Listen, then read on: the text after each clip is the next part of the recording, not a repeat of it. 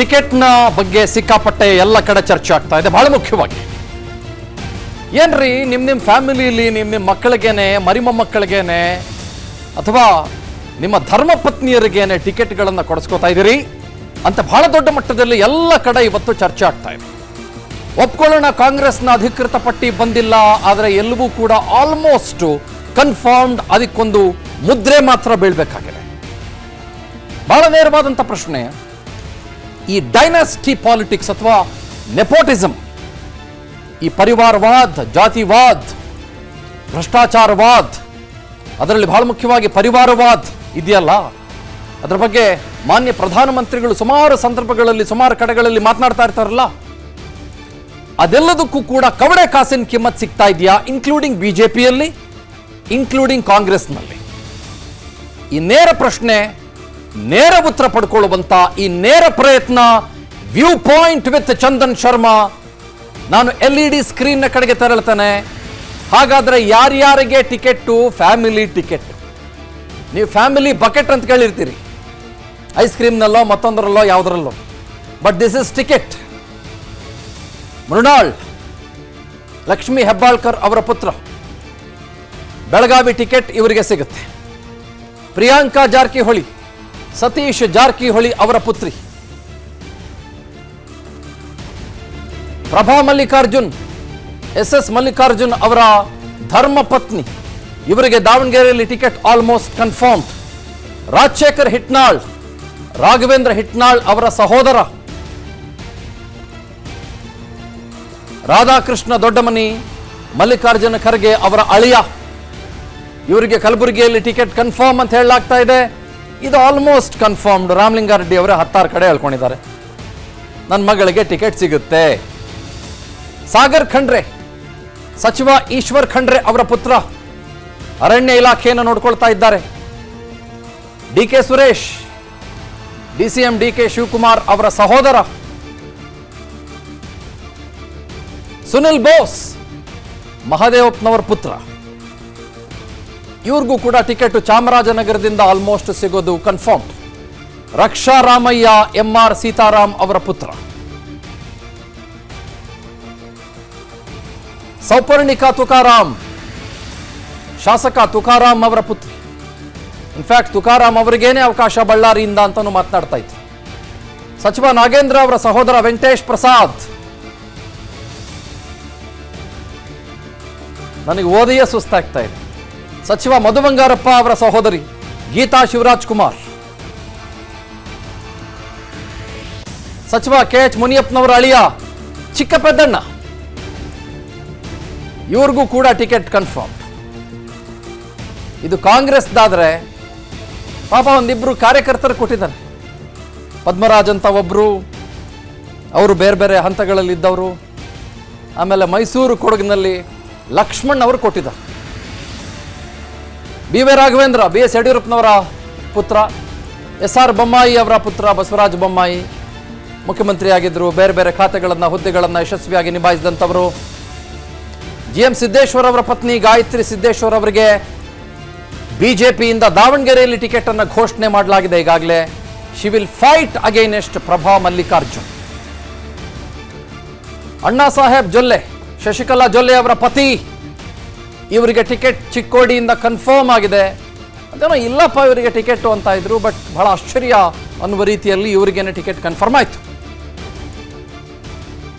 ಇನ್ನು JDS, ಇದು ನಾನು ಸದ್ಯಕ್ಕೆ ಲೋಕಸಭೆಗೆ ಮಾತ್ರ ಮಾತನಾಡ್ತಾ ಇರೋದು, ಬಟ್ JDS ಸಂಪೂರ್ಣವಾಗಿ ಫ್ಯಾಮಿಲಿಗೇನೆ ಸೀಮಿತವಾಗಿದೆ. ಹಾಗಾಗಿ ನಾನು 1-2 ಹೆಸರುಗಳನ್ನು ತಗೊಳ್ಳೋದೇ ಇಲ್ಲ. ಇಂತಿಪ್ಪ JDSನ ಜೊತೆಗೆ ಪರಿವಾರವಾದ, ಜಾತಿವಾದ ಇವೆಲ್ಲವನ್ನೂ ನಾವು ಖಂಡಿಸ್ತೀವಿ ಅಂತನ್ನುವ ಬಿಜೆಪಿ ಸುಸ್ಪಷ್ಟವಾಗಿ ಸೇರ್ಕೊಂಡಿದೆ. ಅಲ್ಲೆಲ್ಲೋ ಮಾನ್ಯ ಪ್ರಧಾನಮಂತ್ರಿಗಳು ಪಾಪ ಉತ್ತರ ಪ್ರದೇಶದಲ್ಲೋ ಬೇರೆ ಬೇರೆ ಕಡೆಗಳಲ್ಲೂ ಹೋಗ್ಬಿಟ್ಟು ಜಾತಿವಾದದ ಬಗ್ಗೆ, ಪರಿವಾರವಾದದ ಬಗ್ಗೆ ಹಾಗಾಗಬಾರ್ದು ಅಂತ ಭಾಷಣಗಳನ್ನು ಮಾಡ್ತಾರೆ. ನೇರವಾಗಿ ಅವರ ಹೃದಯದಲ್ಲಿರುವ ಮಾತುಗಳನ್ನು ಹೇಳ್ಕೊಳ್ತಾರೆ. ಆದರೆ ಅನಿವಾರ್ಯ ಕಾರಣಗಳಿಗಾಗಿ ಕರ್ನಾಟಕಕ್ಕೆ ಬಂದಾಗ, ನಾನು ಬೇರೆ ಬೇರೆ ರಾಜ್ಯಗಳನ್ನು ತಗೊಳ್ಳೋದೇ ಇಲ್ಲ, ಕರ್ನಾಟಕಕ್ಕೆ ಬಂದಾಗ ಅದ್ಯಾವುದನ್ನು ರಾಜ್ಯ ಬಿಜೆಪಿ ಕೂಡ ಫಾಲೋ ಮಾಡೋಕ್ಕಾಗ್ತಾ ಇಲ್ಲ. ಮತ್ತು ಅವರ ಮಿತ್ರ ಪಕ್ಷವಾಗಿರುವ JDS ಅಂತೂ it has become A family politicians party. ಮತ್ತು ಅಂಥ ಪಾರ್ಟಿ ಜೊತೆಗೆ ಬಿಜೆಪಿ ಇವಾಗ ಸೇರ್ಕೊಂಡಿದೆ. ಹಾಗಾಗಿ ಯಾರಿಗೆ ಯಾರು ಹೊರತಲ್ಲ, ಇನ್ಕ್ಲೂಡಿಂಗ್ ಕಾಂಗ್ರೆಸ್ನ ನಂಬರ್ಸ್ ನಮಗೊಂದು ಸ್ವಲ್ಪ ಜಾಸ್ತಿ ಕಾಣಿಸ್ತಿರ್ಬೋದು, ಇಲ್ಲ ಅಂತ ಹೇಳ್ತಾ ಇಲ್ಲ. ಬಟ್ ಯಾರಿಗೆ ಯಾರು ಹೊರತಲ್ಲ ಅನ್ನೋದು ಅತ್ಯಂತ ಸುಸ್ಪಷ್ಟ, ಅತ್ಯಂತ ನೇರ. And why does it happen? ಈ ಲೆಗಸಿಯಲ್ಲಿ ಅವರಿಗೆ ಒಂದು ಅವಕಾಶ ಸಿಕ್ಕಿಬಿಡ್ಬೋದು ಯಾರಿಗೋ ಒಬ್ಬರಿಗೆ. ಆದರೆ ಆ ಅವಕಾಶವನ್ನು ಬಳಸಿಕೊಂಡು ಸಮರ್ಥ ನಾಯಕರಾಗೋದಕ್ಕೆ ಸಾಧ್ಯನಾ? ಒಂದನೇ ಪ್ರಶ್ನೆ. ಎರಡನೇ ಪ್ರಶ್ನೆ, ಕಾರ್ಯಕರ್ತರು ಹಲವು ದಶಕಗಳು ಹೋರಾಟಗಳಿಂದ ಬಂಟಿಂಗ್ಸ್ ಕಟ್ಕೊಂಡು ಬಾವುಟ ಕಟ್ಕೊಂಡು ಬರ್ತಾ ಇದ್ದಂಥವರು, ಅವ್ರ ಪಾಪ ಅದ್ಯಾವ ಇಕ್ಬಾಲ್ ಹುಸೇನೋ ಯಾರೋ ಹೇಳಿದ್ರಲ್ಲ, ರಾಮನಗರದ ಶಾಸಕ, ಅಂಥವ್ರನ್ನ ಫಾರ್ ಎಕ್ಸಾಂಪಲ್ ಕಾಂಗ್ರೆಸ್ ವಿಷಯಕ್ಕೆ ಬಂದಾಗ ಅದೇನೋ ಹರಕೆ ಕುರಿ ಮಾಡ್ತಾರೆ ಅನ್ನೋ ಥರದಲ್ಲಿ ಎಲ್ಲಿ ಆಲ್ಮೋಸ್ಟ್ ಇಂಪಾಸಿಬಲ್ ನಾವು ಅದನ್ನು ಡಿಫೀಟ್ ಮಾಡೋದಕ್ಕೆ ಅನ್ನುವ ಕ್ಷೇತ್ರಗಳಿದ್ದಾವೋ ಅಲ್ಲಿ ಹೋಗ್ಲಿ ನಿಮಗೂ ಕೊಟ್ಟಿದ್ದೀವಿ ತಗೊಳ್ಳಿ ಕಾರ್ಯಕರ್ತರಿಗೂ ಅನ್ನೋ ಥರದಲ್ಲಿ ಟಿಕೆಟ್ ಕೊಟ್ಟಂಗೆ ಕಾಂಗ್ರೆಸ್ನಲ್ಲಿ ಕಾಣಿಸ್ತಾ ಇದೆ. Okay, let's begin the show. ನೇರವಾಗಿ ಚರ್ಚೆಯನ್ನು ಶುರು ಮಾಡೋಣ. ನಾನು ಜಾಸ್ತಿ ಸಮಯ ತಗೊಳ್ಳೋದಿಲ್ಲ. 6 ಜನ ಗೆಸ್ಟ್ಗಳು ಸ್ಟುಡಿಯೋದಲ್ಲಿ ಜಾಯ್ನ್ ಆಗಿದ್ದಾರೆ. ದಿಸ್ ಇಸ್ ಅ ಫ್ಯಾಂಟಾಸ್ಟಿಕ್ ಲುಮಿನರೀಸ್ ಇರುವಂಥ ಒಂದು ಗೆಸ್ಟ್ ಪ್ಯಾನಲ್ ಇವತ್ತು. 6 ಜನ. ಡಾಕ್ಟರ್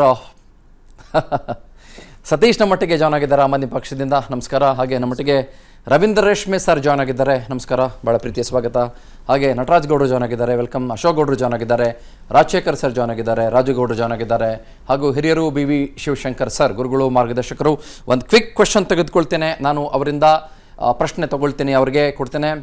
ಸರ್, ಇದು ಯಾವ ಪಾರ್ಟಿಗೂ ಹೊರತಾಗಿಲ್ಲ ಅಂತ ಅನಿಸ್ತಾ ಇದೆ, ಡೈನಾಸ್ಟಿ ಪಾಲಿಟಿಕ್ಸ್ ಅಥವಾ ನೆಪೋಟಿಸಮ್ ಅಂತ ಅನ್ನೋದು. What's your first take please? Chandan, ನೀವು ಸ್ಪಷ್ಟವಾಗಿ ಹೇಳ್ಬಿಟ್ಟಿದ್ದೀರಾ ಈಗಿನ ಸಿನಾರಿಯೋ.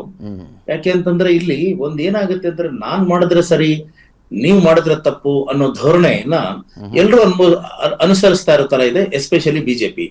ಯಾಕೆ ಬಿಜೆಪಿ ಅಂತ ಹೇಳ್ತಾ ಇದ್ದೀನಿ ಅಂದ್ರೆ, ಅವರು ಬಿಜೆಪಿನವರು ಡೈನಾಸ್ಟಿಕ್ ಪಾಲಿಟಿಕ್ಸ್ ವಿರುದ್ಧ ಅವ್ರದ್ದೊಂದು ತತ್ವಾಧಾರಿತವಾದಂತ ಒಂದು ಪೊಲಿಟಿಕಲ್ ಮಾಡೆಲ್ ಅನ್ನೇ ರೆಡಿ ಮಾಡ್ಕೊಂಡಿದ್ದಾರೆ. ಆದ್ರೆ ಇಲ್ಲಿ ಏನಾಗುತ್ತೆ, ಅದಕ್ಕೆ ಸಮರ್ಥನೆ ಏನು? ನೀವು ಹೇಳಿದ ಹಾಗೆ ಈಗ ಇಲ್ಲಿ ಇದು ಒಬ್ರು ಅಂದ್ರೆ ಜೊಲ್ಲೆಯವರು ಅಂತ ಬಂದಾಗ ಗಂಡ ಹೆಂಡತಿ, ಆಮೇಲೆ ಇಲ್ಲಿ ಜಾಧವ್ ಅಂದ್ರೆ ನಿಮ್ಮ ಗುಲ್ಬರ್ಗ ಲೋಕಸಭಾ ಇದು ಏನು MP ಅಂತ ಬಂದಾಗ ಅವ್ರ ಮಗ MLA ಆಗಿರ್ತಾರೆ. ಈಗ ಇಲ್ಲಿ ಅತ್ಯುನ್ನತ ನಾಯಕ ಆಗಿರುವಂತಹ ಏನು ಬಿಜೆಪಿಯ ನಾಯಕ BS ಯಡಿಯೂರಪ್ಪ ಅವರು ಒಬ್ಬ ಮಗ MLA, ಒಬ್ಬ ಮಗ MP, ಒಬ್ಬ ಮಗ ಅಂತೂ ಪಾರ್ಟಿಗೆ ಪ್ರೆಸಿಡೆಂಟ್. ಸೊ ಹೀಗಿರುವಾಗ ಇದು ಹೆಂಗೆ ಸಮರ್ಥನೆ ಏನು ಅಂತ ಈಗ ನೀವ್ ಹೇಳ್ಬೋದು. ಕಾಂಗ್ರೆಸ್ ನಲ್ಲಿ ಜಾಸ್ತಿ ಜನ ಇದ್ದಾರೆ. ಕಾಂಗ್ರೆಸ್ ಲಿಸ್ಟ್ ನೆನ್ನೆ ಅಂದ್ರೆ ಈಗ ಓಡಾಡ್ತಾ ಇರುವ ಲಿಸ್ಟ್ ಅಲ್ಲಿ ನೋಡಿದ್ರೆ ಅದರಲ್ಲಿ ಮಗ ಇದ್ದಾನೆ, ಮಗಳಿದ್ದಾಳೆ, ಅಳಿಯ ಇದ್ದಾನೆ, ಆಮೇಲೆ ಇದು ಏನು ಸೊಸೆ ಇದ್ದಾಳೆ, ಇದೆಲ್ಲ ಇದೆ. ಸೊ ಹಾಗೆ ನೀವು JDS ಹೇಳಿದ್ರೆ ಇಡೀ ಫ್ಯಾಮಿಲಿನೇ ಇದು ಪಾರ್ಟಿ ಆಗಿದೆ. ಸೊ ಇಲ್ಲಿ ಏನಾಗಿದೆ, ಇಲ್ಲಿ ಬಿಜೆಪಿನವರು ಇದನ್ನ ಬೇರೆ ಹೇಗಾದ್ರೂ ಹೇಳೋದಕ್ ಪ್ರಯತ್ನ ಪಡ್ಬೇಕು. ಯಾಕಂದ್ರೆ ತಮಿಳುನಾಡಲ್ಲಿ, ಉತ್ತರ ಪ್ರದೇಶಲ್ಲಿ ಹೋಗಿ ಪರಿವಾರವಾದದ ಬಗ್ಗೆ ಅಟ್ಯಾಕ್ ಮಾಡೋರು ಕರ್ನಾಟಕದಲ್ಲಿ ಏನ್ ಹೇಳೋದಕ್ ಸಾಧ್ಯ? ಯಾಕಂದ್ರೆ ಅವರು ಫ್ಯಾಮಿಲಿ ಪಾರ್ಟಿಯನ್ನೇ ಇದು ಅಪ್ಕೊಂಡಂಗಾಗಿದೆ JDS ಅನ್ನು. ಇದು ಕಟುವಾದ ಸತ್ಯ, ಅವ್ರು ಒಪ್ಕೊಳ್ಬಹುದು, ಬಿಡಬಹುದು. ಇಲ್ಲಿ ಏನಾಗುತ್ತೆ, ಅವ್ರ ಆತರ ಏನಾದ್ರು ಇಲ್ಲ ನಾವು ಮಾಡಿದ್ ಸರಿ, ಇನ್ನೊಬ್ರು ಮಾಡಿದ್ ತಪ್ಪು ಅನ್ನೋದಾದ್ರೆ, ನಾವು ಮಾಡಿದ್ರೆ ಶೃಂಗಾರ, ಇನ್ನೊಬ್ಬರು ಮಾಡಿದ್ರೆ ವ್ಯಭಿಚಾರ ಅನ್ನುವಂತ ಒಂದು ಧೋರಣೆಯನ್ನ ಅವರು ಹೇಳ್ದಂಗಾಗತ್ತೆ. ಇಲ್ದೆ ಹೋದ್ರೆ ಒಂದು ರಿಯಾಲಿಟಿಯನ್ನ ಒಪ್ಕೊಳ್ಬೇಕು. ಏನಂತಂದ್ರೆ, ಈ ನೆಪೋಟಿಸಮ್ ಅನ್ನೋದು ಎಲ್ಲಾ ಕ್ಷೇತ್ರಗಳಲ್ಲೂ ಇರುತ್ತೆ. ಅಂದ್ರೆ ರಾಜಕೀಯದಲ್ಲಿದ್ದ ಹಾಗೆ ಸಿನಿಮಾ, ಅದು ಕ್ರಿಕೆಟ್ ಇರ್ಬೋದು, ಬಿಸ್ನೆಸ್ ಇರ್ಬೋದು. ಆ ನೆಪೋಟಿಸಮ್ ಅಂದ್ರೆ ಏನಂತಂದ್ರೆ, ಇವಾಗ ಒಬ್ಬ ತಂದೆಗೆ ಅವನ ಪ್ರಭಾವದಿಂದ ಮಗ ಒಂದು ಈಸಿ ಎಂಟ್ರಿಯನ್ನ ಪಡ್ಕೋತಾನೆ. ಅಲ್ಲಿ ಅವನಿಗೆ ಅದ್ರ ಲೆವೆಲ್ ಪ್ಲೇಯಿಂಗ್ ಫೀಲ್ಡ್ ಅಂತ ಇರಲ್ಲ. ಆ ಈಸಿ ಎಂಟ್ರಿನ ಪಡ್ಕೊಂಡ ನಂತರ ಅವನವನ ಸಾಮರ್ಥ್ಯ, ಈಗ ಅಮಿತಾಬ್ ಬಚ್ಚನ್ ಮಗ ಒಂದು ಎಂಟ್ರಿ ಸಿಗುತ್ತೆ ಅಮಿತಾಬ್ ಬಚ್ಚನ್ ಮಗನಿಗೆ. ಅಮಿತಾಬ್ ಬಚ್ಚನ್ ಅಷ್ಟೇ ದೊಡ್ಡ ನಟನಾಗೋದಕ್ಕೆ ಸಾಧ್ಯ ಆಯ್ತಾ ಅನ್ನೋ ಒಂದು ಪ್ರಶ್ನೆ. ಅದೇ ತರ ಈಗೇನು ಧೀರುಭಾಯ್ ಅಂಬಾನಿಗೆ 2 ಮಕ್ಕಳು, ಮುಖೇಶ್ ಅಂಬಾನಿ ಮತ್ತೆ ಅನಿಲ್ ಅಂಬಾನಿ, ಅವ್ರಿಬ್ರಿಗೆ ಯಾವ್ದೋ ಒಂದು ರೀತಿಯಲ್ಲಿ ಎಂಟ್ರಿ ಸಿಗುತ್ತೆ. ಒಬ್ಬ ಸಕ್ಸಸ್ ಆಗ್ತಾನೆ, ಇನ್ನೊಬ್ಬ ಫ್ಲಾಪ್ ಆಗ್ತಾನೆ, ಫೇಲ್ಯೂರ್ ಆಗ್ತಾನೆ. ಆದ್ರೆ ರಾಜಕೀಯದಲ್ಲಿ ಇನ್ನೂ ಹೆಚ್ಚಾಗಿ ನಾವು ಇದ್ ಮಾಡ್ಬೇಕಾದ್ರೆ ಡೆಮೋಕ್ರೆಟಿಕ್ ಪ್ರಿನ್ಸಿಪಲ್ ಅಂತ ಇದೆ. ಯಾರೋ ಒಬ್ರು ಇದು ಎಲೆಕ್ಷನ್ಗೆ ಕಂಟೆಸ್ಟ್ ಮಾಡ್ತಾರೆ. ಕಂಟೆಸ್ಟ್ ಮಾಡಿದ್ಮೇಲೆ ಅವ್ರನ್ನ ಗೆಲ್ಸೋದು ಬಿಡೋದು ಇದು ಮತದಾರರದ ಒಂದು ಇದು ನಿರ್ಣಯ ಆಗಿರುತ್ತೆ. ದೇವೇಗೌಡರು ಅದನ್ನೇ ಹೇಳೋದು, ನಾವೇನು ಹಿಂಬಾಗಿಲು ಪ್ರವೇಶ ಮಾಡಿಲ್ಲ, ಮತದಾರರು ಆರಿಸಿ ಬಂದಿದ್ದಾರೆ ಅಂತ. ಇದೊಂಥರ ಟ್ರಿಕ್ಕಿ ಸಿಚುವೇಶನ್. ಒಂದು ಏನಂದ್ರೆ, ಈಗ ಪಕ್ಷದ ಲೀಡರ್ಸ್ ಯೋಚನೆ ಮಾಡ್ಬೇಕಾಗಿರೋದು, ಎಂಟ್ರಿ ಪಾಯಿಂಟ್ ಅಲ್ಲಿ ಲೆವೆಲ್ ಪ್ಲೇಯಿಂಗ್ ಫೀಲ್ಡ್ ಎಲ್ರಿಗೂ ಕೊಡ್ಬೇಕು. ನಮ್ಮ ಮಕ್ಕಳಿಗೆ ಮಾತ್ರ ಟಿಕೆಟ್ ಕೊಡಿಸ್ಬಿಡೋದಲ್ಲ. ಬೇರೆಯವರು ಕೂಡ ಕ್ರಿಕೆಟ್ ತಗೊಂಡು ಅವ್ರು ಗೆಲ್ಲೋದು ಸೋಲೋದು ಅಥವಾ ಕಂಟೆಸ್ಟ್ ಮಾಡುವಂತ ಒಂದು ಅವಕಾಶ ಇರಬೇಕು ಅಂತ ಅವ್ರು ಯೋಚನೆ ಮಾಡ್ಬೇಕು. ಇಲ್ದೆ ಹೋದ್ರೆ ನೆಕ್ಸ್ಟ್ ಸ್ಟೆಪ್ ಬಂದು ಗೆದ್ದು ಬಂದ ಮೇಲೆ ಅದು ಚಕಾರ ಇರ್ಬೋದು. ಯಾಕಂದ್ರೆ ಇಟ್ ಇಸ್ ಇದು ಪೀಪಲ್ಸ್ ವೋಟರ್ಸ್ ಪ್ರಿರೋಗೇಟಿವ್. ಯಾಕಂದ್ರೆ ನಾವು ಈ ಗೆದ್ದವ್ರನ್ನ ನಾವು ಕ್ರಿಟಿಸೈಸ್ ಮಾಡಿದ್ರೆ we are going against the democratic principle ಅಂತ ಅನ್ಸುತ್ತೆ. Chandan. Right sir, thank you very much for joining sir. Thanks for your initial report. ನಮಸ್ಕಾರ. ನಾನು ರವೀಂದ್ರ ರೇಷ್ಮೆ ಸರ್ ನಿಮಗೆ ಹೋಗ್ತೀನಿ. ಭಾಳ ನೇರವಾದಂಥ ಪ್ರಶ್ನೆ. ಕಾಂಗ್ರೆಸ್ಸಿನವರ ಬಗ್ಗೆ ಇವತ್ತು ಹೆಚ್ಚು ಚರ್ಚೆ ಆಗ್ತಾ ಇದೆ, ಬಿ ಜೆ ಪಿಯವರ ಬಗ್ಗೆ ಕೂಡ ಚರ್ಚೆ ನಾವು ಸಹಜವಾಗಿ ಮಾಡಲೇಬೇಕಾಗತ್ತೆ. ನೀವಂತೂ ಈ ವಿಚಾರಗಳನ್ನು ಹೇಳ್ಕೊಂಡು ಬರ್ತಾನೆ ಇರ್ತೀರಿ ಹಲವು ಸಂದರ್ಭಗಳಲ್ಲಿ, ನಿಮ್ಮ ಅಂಕಣಗಳಲ್ಲಿ, ಬೇರೆ ಬೇರೆ ಸಂದರ್ಭದಲ್ಲಿ ಪರಿವಾರವಾದದ ಬಗ್ಗೆ, ಭ್ರಷ್ಟಾಚಾರವಾದದ ಬಗ್ಗೆ ಮತ್ತು ಸ್ವಜನ ಪಕ್ಷಪಾತದ ಬಗ್ಗೆ ಎಲ್ಲವನ್ನೂ ಕೂಡ ತಾವು ಮಾತಾಡ್ತಾನೆ ಇರ್ತೀರಿ. ಜಾತಿವಾದದ ಬಗ್ಗೆ ಮಾತಾಡ್ತಾನೆ ಇರ್ತೀರಿ. ಭಾರತದ ಪ್ರಜಾಪ್ರಭುತ್ವವನ್ನು ಕಾಡ್ತಿರೋ ತ್ರಿವಳಿ ಅನಿಷ್ಟಗಳು, ಜಾತಿವಾದ, ಪರಿವಾರವಾದ, ಭ್ರಷ್ಟಾಚಾರದ ಬಗ್ಗೆ ಮೋದಿಯವರು ಮಾತಾಡ್ಲಿಕ್ಕೆ ಶುರು ಮಾಡಿದ ಕಾಲಘಟ್ಟ ಕೂಡ ಭಾಳ ಮುಖ್ಯ. ಯಾವಾಗ ಇಲ್ಲಿ ಕರ್ನಾಟಕದಲ್ಲಿ ಯಡಿಯೂರಪ್ಪನವ್ರನ್ನ ಮುಖ್ಯಮಂತ್ರಿ ಪದವಿಯಿಂದ ಕೆಳಗಿಳಿಸಿದ್ರು, ಅದಾದ ನಂತರ ಶುರು ಮಾಡಿಕೊಂಡ್ರು. ಅದು ಬಹುಶಃ ಪರೋಕ್ಷವಾಗಿ ಅವರು ಕರ್ನಾಟಕದ BJP ಘಟಕಕ್ಕೆ ಸಂದೇಶ ಕೊಡ್ತಾ ಇದ್ರು ಅಂತ ಕಾಣುತ್ತೆ. ಅಖಿಲ ಭಾರತ ವಿಜಿಲೆನ್ಸ್ ಆಫೀಸರ್ಸ್ ಕಾನ್ಫರೆನ್ಸಲ್ಲಿ ಕೂಡ ಅದನ್ನು ಪ್ರಸ್ತಾಪ ಮಾಡಿದ್ರು. ಅಧಿಕೃತ ಅಧಿಕಾರಿಗಳ ಸಭೆಯಲ್ಲಿ, ಸರ್ಕಾರಿ ಸಭೆಯಲ್ಲಿ ಕೂಡ ಪ್ರಸ್ತಾಪ ಮಾಡಿಬಿಟ್ಟು ಈ ಮೂರು ಅನಿಷ್ಟಗಳು ಭಾರತದ ಪ್ರಜಾಪ್ರಭುತ್ವ ವ್ಯವಸ್ಥೆನ ಲೀಚುಗಳ ಥರ ರಕ್ತ ಹೀರ್ತಿದ್ದಾವೆ ಅಂತಂದ್ಬಿಟ್ಟು ಮಾತಾಡಿದರು. ಕರ್ನಾಟಕ ನೋಡಿ 1970ರ ದಶಕದಲ್ಲಿ ಇಡೀ ಭಾರತಕ್ಕೆ ಭೂ ಸುಧಾರಣೆ ಮತ್ತು ಸಾಮಾಜಿಕ ನ್ಯಾಯದ ಒಂದು ಮಾದರಿಯನ್ನು ಹಾಕಿಕೊಡ್ತು. 1980ರ ದಶಕದಲ್ಲಿ ಅಧಿಕಾರ ವಿಕೇಂದ್ರೀಕರಣದ ಪ್ರಯೋಗ ಅದು ರಾಜೀವ್ ಗಾಂಧಿ ಅವರಿಗೆ ಸ್ಫೂರ್ತಿ ಕೊಡ್ತು. ಸಂವಿಧಾನದ ತಿದ್ದುಪಡಿ ಕಾರಣವಾಯಿತು. ಇಡೀ ದೇಶಕ್ಕೆ ಮಾದರಿಯಾದ ಗ್ರಾಮ ಪಂಚಾಯತ್ ರಾಜ್ ವ್ಯವಸ್ಥೆ ಕರ್ನಾಟಕದಲ್ಲಿ ಬಂದಿತ್ತು. ಇವತ್ತು ಕರ್ನಾಟಕ ಅಂದ್ರೆ ಕುಟುಂಬ ರಾಜಕಾರಣಕ್ಕೆ ಇಡೀ ರಾಷ್ಟ್ರಕ್ಕೆ ಮಾದರಿ. ಹೌದು. ಇಲ್ಲಿ ನನ್ನ ಪತ್ರಿಕೋದ್ಯಮದ ಗುರು ಲಂಕೇಶ್ವರ್ ಯಾವಾಗಲೂ ಜಾತೀಯತೆ ಬಗ್ಗೆ ಒಂದು ವ್ಯಾಖ್ಯಾನ ಕೊಡ್ತಿದ್ರು, definition. Caste is the worst form of nepotism ಅಂತ. ಜಾತಿಯ ಅತ್ಯಂತ ಹೇಯವಾದ ಸ್ವಜನ ಪಕ್ಷಪಾತ ಅಂತ. ಯಾಕಂದ್ರೆ ಕೇವಲ ನಮ್ಮ ಜಾತಿಯವನು ಅನ್ನೋ ಕಾರಣಕ್ಕಾಗಿ ಅವನೆಂಥ ದುಷ್ಟ, ಭ್ರಷ್ಟ, ಅನಿಷ್ಟ ಆಗಿದ್ರು ಕೂಡ ಅವನನ್ನು ಬೆಂಬಲಿಸೋದು, ಅವನಿಗೆ ಬೆಂಗಾಲಿವಾಗಿ ನಿಲ್ಲೋದು, ಅವನ ರಕ್ಷಣೆ ಕೊಡೋದು. ಮತ್ತೊಬ್ಬ ಎಷ್ಟೇ ಯೋಗ್ಯ, ಪ್ರತಿಭಾವಂತ, ಅರ್ಹ ಆಗಿದ್ರು ಕೂಡ ಅನಗತ್ಯವಾಗಿ ಅವನ್ನ ನಗಣ್ಯ ಅಂತ ನಡೆಸ್ಕೊಳ್ಳೋದು, ಅವನನ್ನು ಅಲಕ್ಷ್ಯ ಮಾಡೋದು, ಅವನು ತುಳಿಯೋದು. ಇದು ಆದರೆ ಈ ಕುಟುಂಬ ರಾಜಕಾರಣ ಜಾತೀಯತೆಗಿಂತ ಹೇಯವಾದ ಸ್ವಜನ ಪಕ್ಷಪಾತ ಇದು. ಯಾಕಂದರೆ ಈ ಬೇರೆಯವ್ರಿಗೆ ಎಂಟ್ರಿನೇ ಇಲ್ಲ ಅಲ್ಲಿ. ಪಾಪ ಇವ್ರುಗಳೆಲ್ಲ ಅನೇಕರು ಪಕ್ಷದ ವಕ್ತಾರರಾಗಿ ಬರ್ತಿರ್ತಾರಲ್ಲ, ವಕ್ತಾರರಾಗಿ ಉಳಿತಾರೆ, ಕಾರ್ಯಕರ್ತರಾಗಿ ಉಳಿತಾರೆ. ಉಳಿದಂತೆ ಮಂತ್ರಿಗಳ ಮಕ್ಕಳೆಲ್ಲ ಡೈರೆಕ್ಟಾಗಿ ಅವ್ರು ಮಂತ್ರಿಗಳಾಗ್ತಾ ಇದ್ದಾರೆ. ಯಾಕೆ? ಆಮೇಲೆ ಈಗ ಅವ್ರು ಹೇಳಿದರು, ಸಿನಿಮಾ ನಟರ ಮಕ್ಕಳು ಸಿನಿಮಾ ನಟರಾಗ್ತಾರೆ, ಡಾಕ್ಟರ್ ಮಕ್ಕಳು ಡಾಕ್ಟರ್ ಆಗ್ತಾರೆ, ವಕೀಲರ ಮಕ್ಕಳು ವಕೀಲರಾಗ್ತಾರೆ. ನಿಜ. ಆದರೆ ಅವರು ತಮ್ಮ ಪ್ರಭಾವವನ್ನು ತಮ್ಮ ನಿರ್ದಿಷ್ಟ ಕಾರ್ಯಕ್ಷೇತ್ರಕ್ಕೆ ಮಾತ್ರ ಸೀಮಿತಗೊಳ್ಳುತ್ತೆ. ಅವರು ಒಬ್ಬ ಡಾಕ್ಟರ್ ಬಂದ್ಬಿಟ್ಟು ಇಂಜಿನಿಯರಿಂಗ್ ಪ್ರಾಜೆಕ್ಟ್ಸ್ ಬಗ್ಗೆ ಮಾತಾಡಲಿಕ್ಕಾಗಲ್ಲ, ಇಂಟರ್ಫಿಯರ್ ಆಗಲಿಕ್ಕಾಗಲ್ಲ. ಒಬ್ಬ ಲಾಯರ್ ಬಂದ್ಬಿಟ್ಟು ಬೇರೆ ಕ್ಷೇತ್ರ ಪ್ರವೇಶ ಮಾಡಲಿಕ್ಕಾಗಲ್ಲ. ಇವ್ರು ಆಗಿಲ್ಲ. ಇವರು ಒಬ್ಬ MLA ಅಥವಾ MP ಅನ್ನಿಸ್ಕೊಂಡ ತಕ್ಷಣ ಇತರ ಎಲ್ಲ ಪರಿಣಿತಿ ಕ್ಷೇತ್ರಗಳ ಮೇಲೆ ಸವಾರಿ ಮಾಡೋ ಅಧಿಕಾರ ಬಂದ್ಬಿಡುತ್ತೆ. ಅದರ PWD ಮಿನಿಸ್ಟರ್ ಆಗ್ಬೋದು, ಪವರ್ ಮಿನಿಸ್ಟರ್ ಆಗ್ಬೋದು, ಟ್ರಾನ್ಸ್ಪೋರ್ಟ್ ಮಿನಿಸ್ಟರ್ ಆಗ್ಬೋದು. ನಿರ್ದಿಷ್ಟ ವಿದ್ಯಾರ್ಹತೆ ಇಲ್ಲ, ನಿರ್ದಿಷ್ಟ ವೃತ್ತಿ ಅನುಭವ ಬೇಕಾಗಿಲ್ಲ, ಅವ್ರ ಮಗನ ಹುಟ್ಟಿದ್ರೆ ಸಾಕು ಅಲ್ಲ. ಆಮೇಲೆ ಭಾರತದ ಮತದಾರರೆದುರಿಗೆ ಕಳೆದ 30 ವರ್ಷಗಳಿಗೆ ಎಂಥ ಆಯ್ಕೆ ನೋಡಿ. ಒಂದು ಕಡೆ ಸಂಘ ಪರಿವಾರದ ಕೋಮುವಾದ, ಸೆಕ್ಯುಲರ್ ಪರಿವಾರದ ಕುಟುಂಬವಾದ. ಈ ಬಹುಪಾಲು ಸ್ವಘೋಷಿತ ಸೆಕ್ಯುಲರ್ ಪಾರ್ಟಿಗಳ ಯಜಮಾನಿಕೆ ಒಂದಿಲ್ಲೊಂದು ಕುಟುಂಬದ ಕೈಯಲ್ಲಿರೋದೇ ಒಂದು ದೊಡ್ಡ ವಿಪರ್ಯಾಸ. ಅದು ಅಲ್ಲಿ ಫರೂಕ್ ಅಬ್ದುಲ್ಲಾ ಕುಟುಂಬದಿಂದ ಕೆಳಗಡೆ ಕರುಣಾನಿಧಿ ಕುಟುಂಬದವರೆಗೂ ಅದೇ ಬಂದಿದೆ, ಅದೇ ಪರಂಪರೆ ಮುಂದುವರಿತಾ ಇದೆ. ರೈಟ್. 2009ರ ಲೋಕಸಭಾ ಚುನಾವಣೆ ಸಂದರ್ಭದಲ್ಲಿ ಕರ್ನಾಟಕ ಕರಾವಳಿ ಪ್ರದೇಶದ ಒಂದು ಪ್ರಸಿದ್ಧ ದಿನಪತ್ರಿಕೆಯಲ್ಲಿ ಪ್ರಶಾಂತ್ ಮಾಡ್ತಾ ಅವರೊಬ್ಬ ಪ್ರೊಫೆಸರ್ ಆಗಿದ್ರು ಮತ್ತು ಪಾದ್ರಿ ಕೂಡ ಒಂದು ಅದ್ಭುತವಾದ ಲೇಖನವನ್ನು ಬರೆದಿದ್ರು. ನಟರಾಜ್, ಪ್ರಜಾಪ್ರಭುತ್ವವೆಂಬ ವ್ರತ ಅಂತ. ಅಂದ್ರೆ ಅವರು ಧರ್ಮಗುರು ಆಗಿದ್ದರಿಂದ ಪ್ರಜಾಪ್ರಭುತ್ವ ವ್ರತ ಅಂತ ವರ್ಣಿಸ್ತಾರೆ. ಓಕೆ. ಅದರಲ್ಲಿ ಅವರು 3 ವ್ಯಾಖ್ಯಾನ ಕೊಡ್ತಾರೆ. ಅಂದರೆ ರಾಜಕೀಯ ವ್ಯವಸ್ಥೆಗಳು ಯಾವ ಥರ ವಿಕಾಸ ಹೊಂದಿವೆ ಅಂತಂದ್ರೆ 3 ಥರದ್ದು. ಒಂದು ರಾಜಪ್ರಭುತ್ವ, ಒಂದು ಪಂಗಡ ಪ್ರಭುತ್ವ, ಮತ್ತೊಂದು ಪ್ರಜಾಪ್ರಭುತ್ವ. ಎಲ್ಲಿ ವಂಶಪಾರಂಪರ್ಯ ಆಳ್ವಿಕೆ ಇರುತ್ತೋ ಅದು ರಾಜಪ್ರಭುತ್ವ. ಎಲ್ಲಿ ನಿರ್ದಿಷ್ಟ ಜಾತಿ ಅಥವಾ ಜನಾಂಗದ ಯಜಮಾನಿಕೆ ಇರುತ್ತೋ ಅದು ಪಂಗಡ ಪ್ರಭುತ್ವ. ಎಲ್ಲಿ ಸಮಾನತೆ ಮತ್ತು ಸಹೋದರತ್ವದ ಭಾವನೆ ಇರುತ್ತೋ ಅದು ಪ್ರಜಾಪ್ರಭುತ್ವ. ರೈಟ್. ನಾವು ಎಲ್ಲಿದ್ದೀವಿ ಅನ್ನೋದನ್ನ ಇವತ್ತಿನ ವಿದ್ಯಮಾನಗಳು ತೋರಿಸ್ತಾ ಇದ್ದಾವೆ. ನೀವು ದೃಶ್ಯಾವಳಿಯನ್ನು ಕೂಡ ಪ್ರದರ್ಶನ ಮಾಡ್ತಾ ಇದ್ದಾರೆ.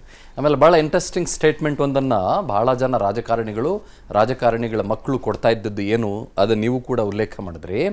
ಏನ್ರಿ, ಡಾಕ್ಟರ್ ಮಗ ಡಾಕ್ಟರ್ ಆಗ್ಬೋದು, ವಕೀಲರ ಮಗ ವಕೀಲ ಆಗ್ಬೋದು, ಪೊಲೀಸರ ಮಗ ಪೊಲೀಸ್ ಆಗ್ಬೋದು, ನಾವ್ಯಾಕೆ ರಾಜಕಾರಣಿಗಳ ಮಕ್ಕಳು ರಾಜಕಾರಣಿ ಆಗಬಾರ್ದು ಅಂತ. ನಾನು ಅದಕ್ಕೆ ಒಬ್ಬರಿಗೆ ಹೇಳಿದೆ, ರಾಜಕಾರಣಿ ಮಗ ರಾಜಕಾರಣಿ ಆಗೋದಕ್ಕೂ ಡಾಕ್ಟರ್ ಮಗ ಡಾಕ್ಟರ್ ಆಗೋದಕ್ಕೂ ಭಾಳ ವ್ಯತ್ಯಾಸ ಇದೆ. ಯಾಕಂದರೆ ಡಾಕ್ಟರ್ ಮಗ ಡಾಕ್ಟರ್ ಆಗಬೇಕು ಅನ್ನೋ ಮಾತ್ರಕ್ಕೆ ಬಾರವೋ ನಿಮ್ಮಪ್ಪ ಡಾಕ್ಟ್ರು ಅಂತ ಕರ್ಕೊಂಬಿಡಲ್ಲ. ಅವನ್ MBBS ಮಾಡ್ಬೇಕು, ಅವ್ನು MD ಮಾಡ್ಬೇಕು, ಅವ್ನು ಯಾವ್ದ್ರಲ್ಲೂ ಒಂದು ಸ್ಪೆಷಲೈಸೇಷನ್ ತಗೊಳ್ಬೇಕು. ಕಾರ್ಯಕ್ಷೇತ್ರ ವೈದ್ಯಕೀಯ ಕ್ಷೇತ್ರಕ್ಕೆ ಮಾತ್ರ ಇರ್ಬೋದು, ಬೇರೆಯವ್ರ ಮೇಲೆ ಆತ ಸವಾರಿ ಮಾಡಲ್ಲ ಇರ್ಬೋದು. ಬಟ್ ಅವ್ನ್ ಡಾಕ್ಟರ್ ಮಗ ಅನ್ನೋ ಒಂದೇ ಕಾರಣಕ್ಕೆ ಕರ್ಕೊಂಡ್ಬಿಡಲ್ಲ. ಆಗಲ್ಲ, ಅವ್ನು ಡಾಕ್ಟರ್ ಏ ಬಾರೋ ನಿಮ್ ಡಾಕ್ಟ್ರು, ನಿಮ್ಮ ಅಪ್ಪ ಡಾಕ್ಟರ್ ಬಾರೋ. ಜೀವಂತ ಉದಾಹರಣೆ ಅಲ್ಲಿ ಇದೀನಿ ನಾನು. ಡಾಕ್ಟರ್ ಮಗ, ಡಾಕ್ಟರ್ ಗಂಡ, ಡಾಕ್ಟರ್ ಅಪ್ಪ ಎಲ್ಲ ಇದೆ. ನಾನ್ ಡಾಕ್ಟರ್ ನೀವು ಡಾಕ್ಟರ್ ಆಗ್ಲಿಲ್ಲ ಸಾಧ್ಯ ಆಗ್ತಿರಲ್ಲ ಅಲ್ವಾ? ಅದಕ್ಕೂ ನೀವು ಪತ್ರಕರ್ತರಾದ್ರಿ ಹಾಗೆ.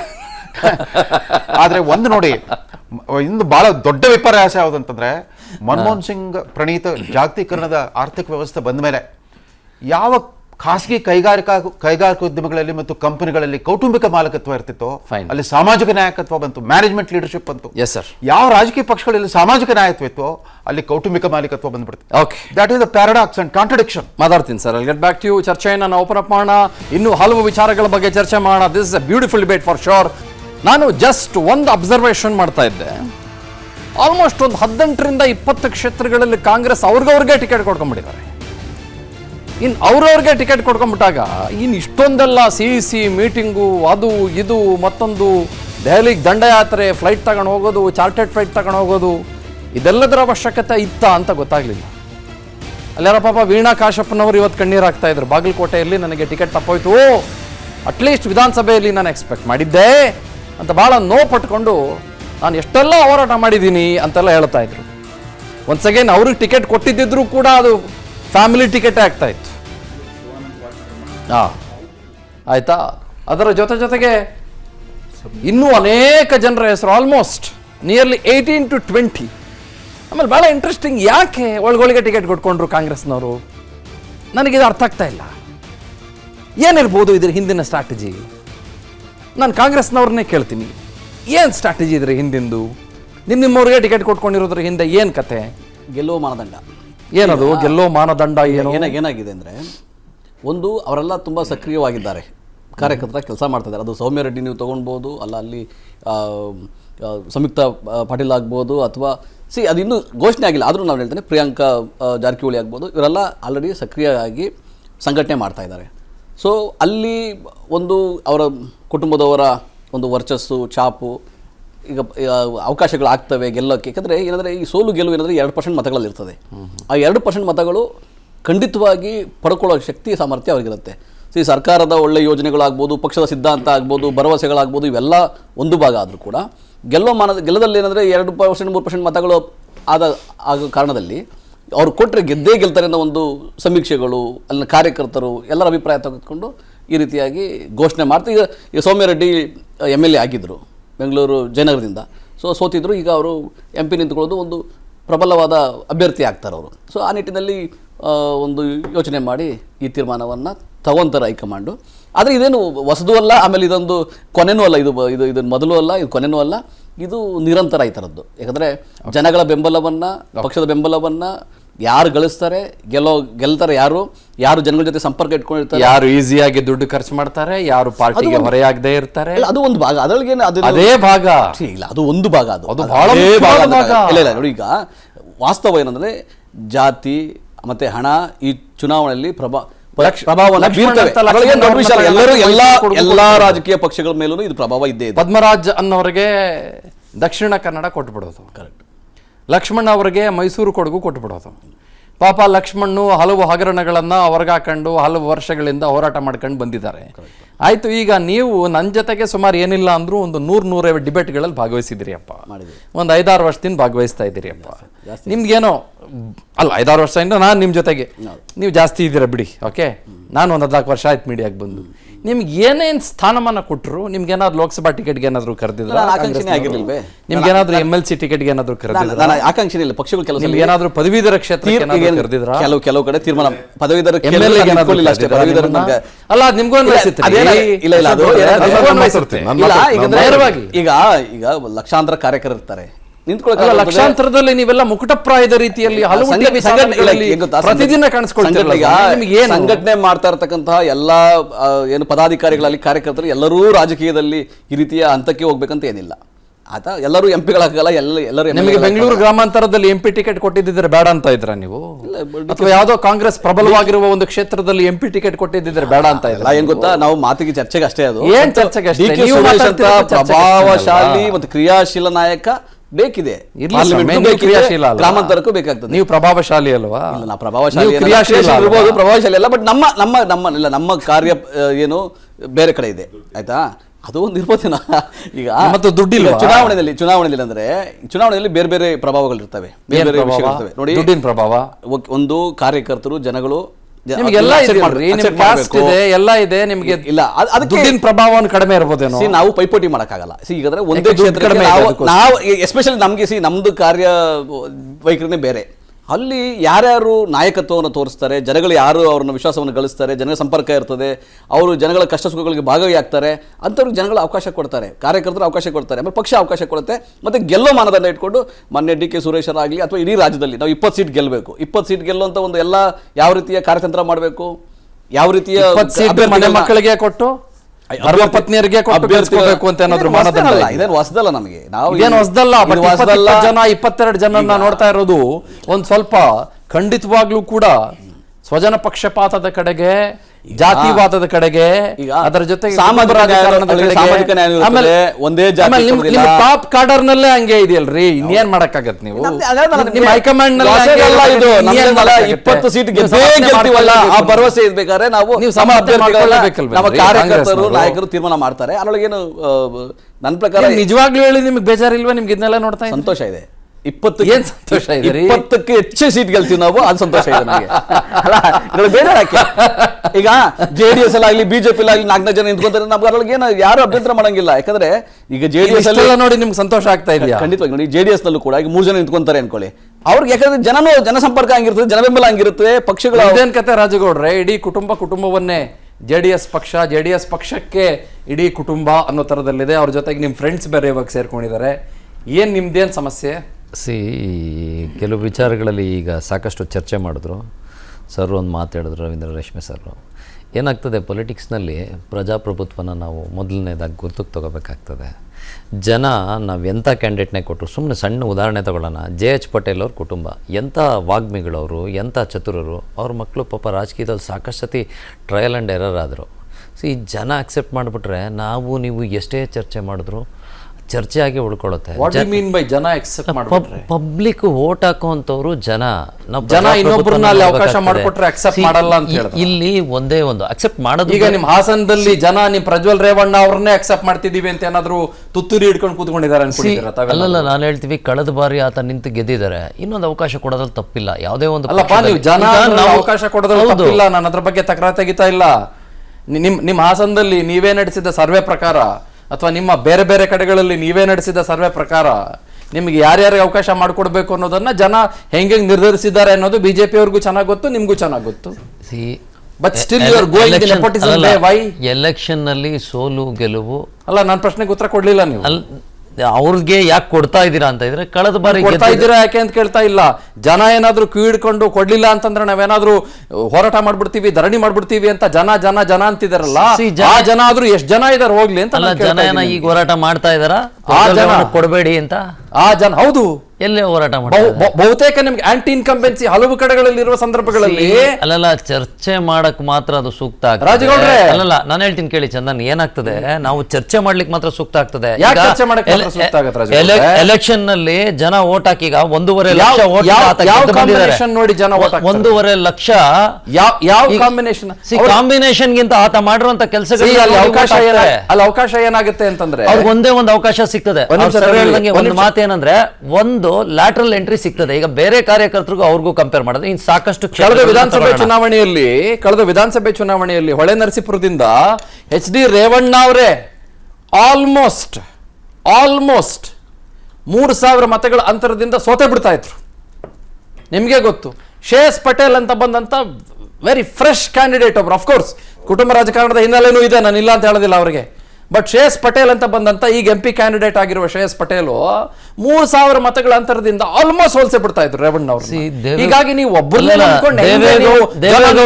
ಜನ ನಿಂತಿದ್ದಾರೆ ಇಲ್ಲಿ ಒಂದು ರಾಜ್ಯ ಸರ್ಕಾರ ಅಂತ ಬಂದಾಗ, ಒಂದು ರಾಜ್ಯ ಅಂತ ಬಂದಾಗ ಒಬ್ಬರನ್ನೇ ನಂಬ್ಕೊಳ್ಳುವಂಥದ್ದು ಏನಿರಲ್ಲ. ದೇವೇಗೌಡರು ಅಂತವರು ಕೂಡ ಕನಕಪುರದಲ್ಲಿ ಬಂದು ಸೋತಿರುವಂತ ಉದಾಹರಣೆಗಳಿದಾವೆ. ಸೋಲು ಗೆಲುವು ರಾಜಕೀಯದಲ್ಲಿ ಸರ್ವೇ ಸಾಮಾನ್ಯ. ಅದರಂತೆನೆ ಟಿಕೆಟ್ ಕೊಡುವಂತ ಚಿಂತನೆ ಪಕ್ಷಗಳಲ್ಲಿ ಯೋಚನೆ ಮಾಡ್ತೀವಿ. ಯಾಕೆಂದ್ರೆ ನೀವ್ ಹೇಳಿದ್ರಿ ಎಲ್ಲಾ ಆಯಾಮಗಳು ಚರ್ಚೆ ಮಾಡ್ತೀರಿ ಅಂತ ಆಯಾಮಗಳಲ್ಲಿ ಚರ್ಚೆ ಮಾಡಿ ಕೊಡ್ತೀವಿ. ಈಗ ಮಂಡ್ಯದಿಂದ ನಿಖಿಲ್ ಕುಮಾರಸ್ವಾಮಿ ಅವ್ರು ಕೊಡ್ತೀರಾ? ಡಿಸ್ಕಷನ್ ನಡೀತಾ ಇದೆ. ಫೈನಲ್ ಯಾರು ಅಂತ ನಾವು ಡಿಸೈಡ್ ಮಾಡ್ತೀವಿ, ಇನ್ನು ಡಿಸಿಷನ್ ತಗೊಂಡಿಲ್ಲ ಫೈನಲ್. ಓಕೆ, ನಿಮ್ದೇನು ವಾಟ್ಸ್ ಯುವರ್ ಟೇಕ್ ಅಶೋಕ್ ಗೌಡ್ರೆ?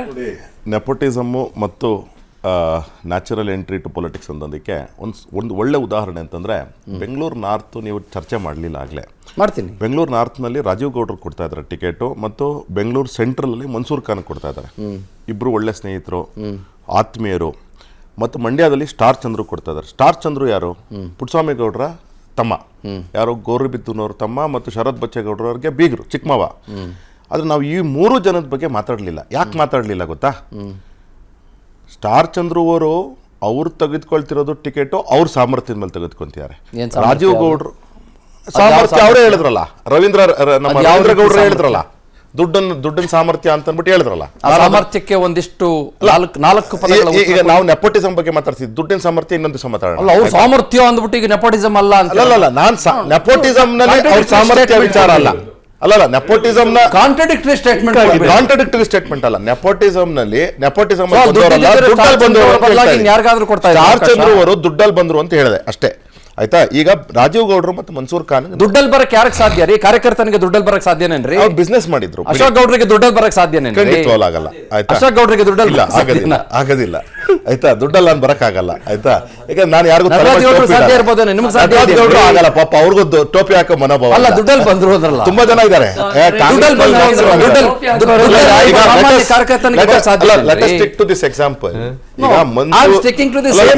ಮನ್ಸೂರ್ ಖಾನ್ ಮತ್ತು ರಾಜೀವ್ ಗೌಡ್ರು ಇವರು ಅನೇಕ ವರ್ಷಗಳಿಂದ ಕೆಲಸ ಮಾಡಿಕೊಂಡು ಪಾರ್ಟಿನಲ್ಲಿ ಸಣ್ಣ ಕಾರ್ಯಕರ್ತರ ಥರ ಮನ್ಸೂರ್ ಖಾನ್ ಅವರು ದುಡ್ಕೊಂಡು ಬಂದಿದ್ದಾರೆ. ಇವತ್ತು AICC ಒಂದು ಸಣ್ಣದ ಪ್ರಮಾಣದಲ್ಲಿ ಒಂದು ನಾಯಕತ್ವ ವಹಿಸ್ಕೊಂಡಿದ್ದಾರೆ, ಅವರು ಕೊಡ್ತಾ ಇದ್ದಾರೆ. ಈಗ ನಾನು ಅದೇ ಎಕ್ಸಾಂಪಲ್ನ ನಮ್ಮ ಇವ್ರಿಗೆ ತೆಗೆದುಕೊಳ್ಳಿ, ಯಾರು ವಿಜೇಂದ್ರ ಅವ್ರಿಗೆ. 99 ಅವರು ಸತತವಾಗಿ 98 ಅವ್ರು ಸತತವಾಗಿ ರಾಜಕಾರಣದಲ್ಲಿ ಒಂದು ಸಣ್ಣ ಮಟ್ಟದಲ್ಲಿ ಕಾರ್ಯಕರ್ತರಾಗಿ ದುಡ್ಕೊಂಡು ಬಂದಿದ್ದಾರೆ. ಅದಾದ್ಮೇಲೆ 2004ರಲ್ಲಿ ಯುವ ಮೋರ್ಚಾದಲ್ಲಿ ಸಣ್ಣ ಪದವಿನಲ್ಲಿದ್ದು ಕೆಲಸ ಮಾಡಿ ಅವರು ತನ್ನ ಸಾಮರ್ಥ್ಯವನ್ನು ತೋರಿಸಿದಾಗ ಅವ್ರಿಗೆ ಒಂದು ಶಾಸಕ ಸ್ಥಾನ ಮತ್ತು ಅಧ್ಯಕ್ಷರ ಸ್ಥಾನ ಕೊಟ್ಟಾಗ ಅದು ನೆಪೋಟಿಸಮ್ ಅನ್ಸ್ಕೊಳ್ಳಲ್ಲ. ಅದೇ ನೀವೇನಾದ್ರು ಡೈರೆಕ್ಟ್ ಆಗಿ ಸಾಮರ್ಥ್ಯ ಇಲ್ಲ. ಈಗ ನೋಡಿ ಪಾಪ ರವೀಂದ್ರ ರೇಷ್ಮೆ ಸರ್ ಹೇಳಿದ್ರು, ಆಗ್ಲೇ ಕರೆಕ್ಟ್ ಆಗಿ ಹೇಳಿದ್ರು, ಸರಿ ಎಲ್ಲದಕ್ಕಿಂತ ಜಾಸ್ತಿ ಮ್ಯಾಕ್ಸಿಮಮ್ ನೆಪೋಟಿಸಮ್ ಎಲ್ಲಿ ಅಂತ ಅಂದ್ಬಿಟ್ಟು ಸರ್ ಮರ್ತೇ ಬಿಟ್ರು. ಜುಡಿಷರಿನಲ್ಲಿ ನಡೀತಾ ಇದೆ. ಸಾಮರ್ಥ್ಯ ಇಲ್ದಿರೋಲ್ಲ ಜಡ್ಜ್ಗಳಾಗ ನಾನು ಯಾಕೆ ಜುಡಿಷರಿ ಇಸ್ ಮ್ಯಾಕ್ಸಿಮಮ್ ನೆಪೋಟಿಸಮ್ ಕ್ಷೇತ್ರದಲ್ಲಿ ಇರಬಾರ್ದು. ಡಿಫೆನ್ಸ್ ಸೆಕ್ಟರ್, ಜುಡಿಷರಿ ಮತ್ತು ಸ್ಪೋರ್ಟ್ಸ್ ಅಲ್ಲಿ ನೆಪೋಟಿಸಮ್ ಇರಬಾರ್ದು.